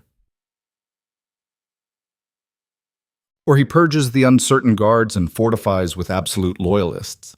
Possible, but I'm betting his paranoia is advanced enough that he sees threats everywhere, including people who've been loyal for years. Tyrants always eventually turn on their own supporters. Westmarch considered this. It's a gamble. Everything is. And while we wait, he could rally more support, bring in mercenaries, turn this into extended civil war. Also possible. Caedric met the older duke's eyes. But I'm tired of warfare that kills innocents to reach the guilty. If there's even a chance internal collapse works, it's worth trying. You really have changed. So I keep being told. Westmarch was quiet for a moment, then nodded. We'll try it your way. 3 weeks. If the king hasn't fallen by then, we lay siege. Agreed. Well, they made camp outside the capital's walls. Close enough to be threatening, far enough to avoid provoking immediate conflict. An army at rest but ready, patient but unafraid. Psychological warfare deployed with more precision than any siege engine. Days passed with agonizing slowness. Caedric spent them walking the camp, talking to soldiers, ensuring morale stayed stable during the waiting. It was different from commanding through intimidation. This required actually listening, actually caring whether people under his authority felt heard. The old Duke Ashford would have found it tedious. This version found it necessary. Elara worked beside him, her presence steadying in ways he couldn't articulate. She'd become something more than the woman he'd saved, more than the partner who'd survived siege alongside him. She'd become the mirror that reflected who he was becoming, someone better than he'd been, still flawed, still carrying scars, but genuinely trying to be more than the monster everyone expected. On the 9th day, palace guards began deserting, first in ones and twos, then in groups, all telling the same story. The king's paranoia had metastasized into violence against his own people, guards executed for imagined disloyalty, servants imprisoned for perceived slights, the palace transforming into a prison where everyone was suspect and violence was the only certainty, tyranny consuming itself. By the 14th day, the desertions had become a flood, and on the 18th day, palace messengers arrived under white banners. The king was dead. Suicide, they claimed, though the knife wound suggested something closer to assassination by people who'd finally had enough. The crown was vacant, the kingdom leaderless, and the nobility turned to the alliance that had held together through sheer determination to prevent absolute tyranny from becoming permanent. Westmarch called a council that evening. Every lord and lady who joined the rebellion assembled in a tent that felt too small for the weight of what they were deciding. The throne is empty, Westmarch began without preamble. We need a king. Silence greeted this statement. Everyone understood what came next, maneuvering for position, claiming legitimacy, the careful political theater that transformed military victory into lasting power. I nominate Duke Ashford, Westmarch continued. Shock rippled through the tent. Caedric felt it like a physical blow. What? You led this rebellion. You stood alone when the rest of us were too afraid. You changed tactics to minimize civilian deaths when conventional siege would have been easier. The people respect you. The soldiers follow you. And you've proven you can put principle above personal gain. I don't want, no one who wants power should have it. Westmarch's expression was firm. That's the lesson we just learned. The king's hunger for absolute authority destroyed him. We need someone who will rule reluctantly, someone who understands power's limits. Other lords murmured agreement. Not all, but enough. Caedric's mind reeled. This wasn't the plan, wasn't what he'd fought for. He'd wanted to survive, to protect Elara, to stop the king's tyranny, not to become king himself. No, he said flatly. The tent fell silent. I appreciate the nomination, but no. I'm not fit to rule a kingdom. I'm barely fit to rule a fortress. Caedric gestured to Elara. Caedric, I spent months learning that the only empire worth defending is one built with people you love, not subjects you control. That doesn't scale to an entire kingdom. Then what do you suggest? Westmarch asked. A council, shared power, multiple voices instead of singular authority. Make it impossible for one person to accumulate enough control to become another tyrant. Caedric looked around the tent at nobles who'd spent their lives competing for advantage. We just destroyed absolute monarchy. Let's not rebuild it. That's chaos, someone protested. That's checks and balances. Caedric's voice hardened. Chaos is better than another paranoid king executing people for imagined threats. I'd rather navigate messy consensus than enforce clean tyranny. Debate erupted, fierce, passionate. The tent became a microcosm of everything the kingdom would need to resolve. Competing interests, different visions. The messy reality of trying to build something better from the rubble of what they'd destroyed. It took 3 days, but eventually consensus emerged. A ruling council. Shared power among regional lords. Checks and balances to prevent any single authority from accumulating too much control. Messy. Imperfect. But better than the alternative. Caedric would serve on the council, as would Westmarch and several others. But no one would rule alone. Democracy wore many faces. This was just one of them. When it was finally settled, Caedric found Elara on the outskirts of camp, staring at the capital's walls. You turned down a crown, she said without looking at him. I did. Most people would have taken it. I'm not most people anymore. He joined her, close enough that their shoulders touched. You taught me that empires built on control eventually collapse. I'm not building another one. So what are you building? Something smaller, more honest? Caedric's hand found hers, a life with you. Away from courts and politics and the constant calculation of power dynamics. Maybe back to Blackmore. Maybe somewhere new, but together.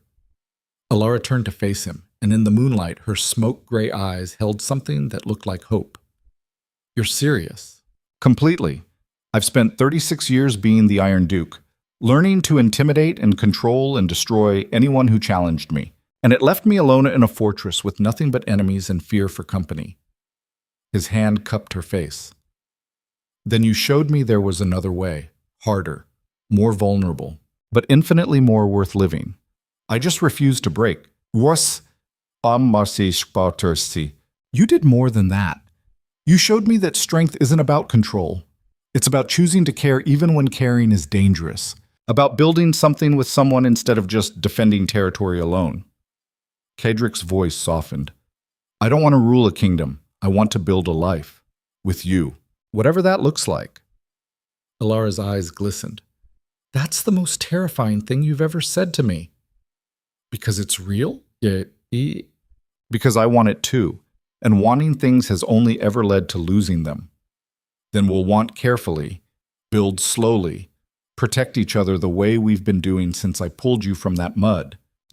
Caedric kissed her forehead. No guarantees, no certainties. Just us choosing each other every day and seeing what grows from that. That's not very strategic. No, but it's honest. He pulled her close. And I'm done with strategy. It costs too much. They stood together watching the capital's lights, while behind them, an alliance of former enemies argued about constitutions and governing principles. The kingdom was healing, slowly, messily, but healing. And the man who'd started the rebellion by refusing to kneel was walking away from the crown it had won him, different, not better or worse than what came before, just different, human, flawed and vulnerable and absolutely certain that love mattered more than empires. 3 months later, Blackmore's reconstruction was complete enough for habitation. Caedric stood in the rebuilt Great Hall, studying stone and timber that looked both familiar and foreign. The siege had destroyed much of the fortress, but the survivors had rebuilt. Different layout, better defenses, a structure that reflected lessons learned through blood and fire. Home looked different after you'd watched it burn. Everything did. Alara found him standing there, her approach silent as always. She wore simple clothes now, no silk, no jewels, just practical garments suited for someone rebuilding a life from wreckage. Corvus finished the eastern wing, she reported. Says we can move the refugee families in by week's end. Good. Caedric nodded. And the farms? Producing again. Not enough yet, but getting there. She moved to stand beside him. We'll survive the winter. We always do. Silence fell between them. Comfortable. Familiar. The kind that came from surviving impossible things together and learning that words weren't always necessary. Mrs. Thatcher appeared in the doorway, her severe face showing rare satisfaction. The council courier just arrived. They want to know if you'll attend the winter session. Tell them maybe, Caedric said. Depends on whether Blackmore needs me here. I'll tell them yes with conditions, the housekeeper corrected. You made promises. Keep them. She departed before he could argue. Alara laughed quietly. She's terrifying. Always has been. Good thing she's on our side. Only reason we survived. Caedric turned to face Alara fully. Have I told you today that I love you? No. You've been too busy arguing with stonemasons about wall thickness. Then I'm telling you now. I love you. More than is probably healthy. Definitely more than is strategically wise. Romantic. But her smile was genuine, soft in ways that still surprised him. I'm learning. You are. Alara moved closer, her hands finding his. And for what it's worth, I love you too. Even when you're being impossible about wall thickness. Walls are important. So is delegation. I'm working on that. They stood together in the rebuilt hall while outside Blackmore hummed with activity. Refugees who'd become residents. Survivors who'd become community. A fortress transforming from a weapon into a home. Different than what the old Duke Ashford had built. Better. That evening, Caedric climbed to the highest tower. Same view as before. Same violent gray sea. Same cliffs dropping away into darkness. But everything felt different when you'd learned that survival alone wasn't sufficient reason to live. Alara joined him as the sun set, Painting the sky in colors that reminded him of fire and blood and all the things they'd survived. "What are you thinking?" she asked. That I spent 36 years building an empire of fear, and it took you kneeling in mud for me to realize empires aren't worth the cost. Bit dramatic. Bit true. Caedric's arm went around her waist, pulling her close. I was the Iron Duke, ruthless, controlled, alone. And I thought that was strength. That armor protected me. It did protect you. Why? Bapam dami dant. From everything except actually living. He kissed her temple. You shattered that armor just by refusing to stay broken. Showed me that vulnerability and strength aren't opposites. That love isn't weakness. That choosing to care, even when caring is dangerous, is the bravest thing anyone can do. Alara leaned into him. "You're getting philosophical." "I'm getting old." Oh, you're 36. Feel ancient. That's trauma. Probably. They watched the sunset in comfortable silence while the sea crashed below and the wind carried salt and the promise of storms that would come and pass and come again. Do you regret it? Alara asked quietly. "Everything you gave up, the titles, the fear, the power." Caedric considered the question seriously. Thought about the old Duke Ashford who'd ruled through intimidation and died somewhere between the ball and the siege. Thought about everything he'd lost and gained. The empire traded for love, the control surrendered for connection. Not for a second, he said finally. I'd do it all again. Every choice, every mistake, every moment. Even the parts where we almost died, especially those. They proved I was finally alive enough to be worth killing. Alara laughed, the sound carried away by wind. That's the darkest thing you've ever said to me. I'm a work in progress. Aren't we all? The sun dropped below the horizon, leaving them in twilight that softened everything. In that half-light, Caedric saw not what they'd been, but what they were becoming. Two people damaged by the world who'd found each other in wreckage and decided to build something new from the ruins. Not perfect, not healed, but genuinely, messily, impossibly alive. What happens now? Alara asked. Now we rebuild, help the refugees, serve on the council when necessary, figure out what life looks like when you're not constantly fighting for survival. Sounds boring. Probably terrifying. Caedric's smile was soft and genuine. But we'll be terrified together.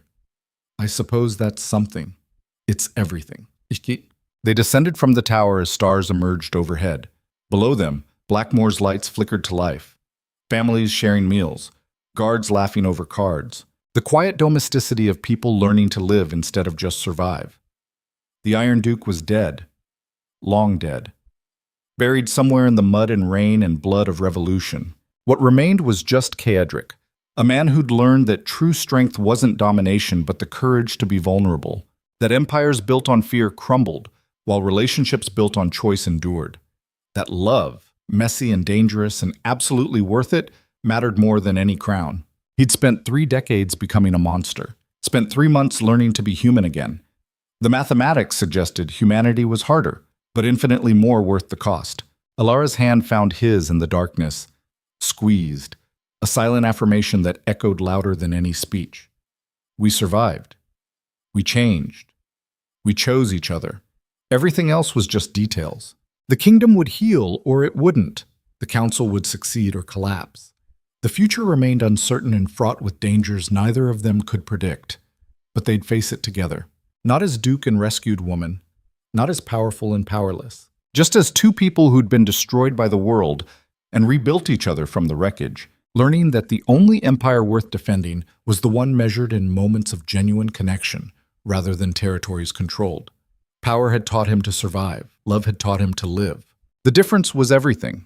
And as Blackmore settled into evening routines and the sea whispered promises of storms weathered and storms coming and the endless cycle of destruction and renewal that defined existence, Caedric Ashford understood something fundamental.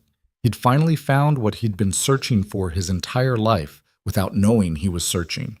Not power, not fear, not control. Just home. and the courage to defend it not with armies, but with the daily choice to show up, be vulnerable, and build something worth more than all the empires he'd abandoned. The Iron Duke was dead. Long live the man who'd learned that loving someone completely was the most dangerous and most worthwhile thing he'd ever done. And he'd die defending it. Not because he had to, but because he chose to. Every single day, together.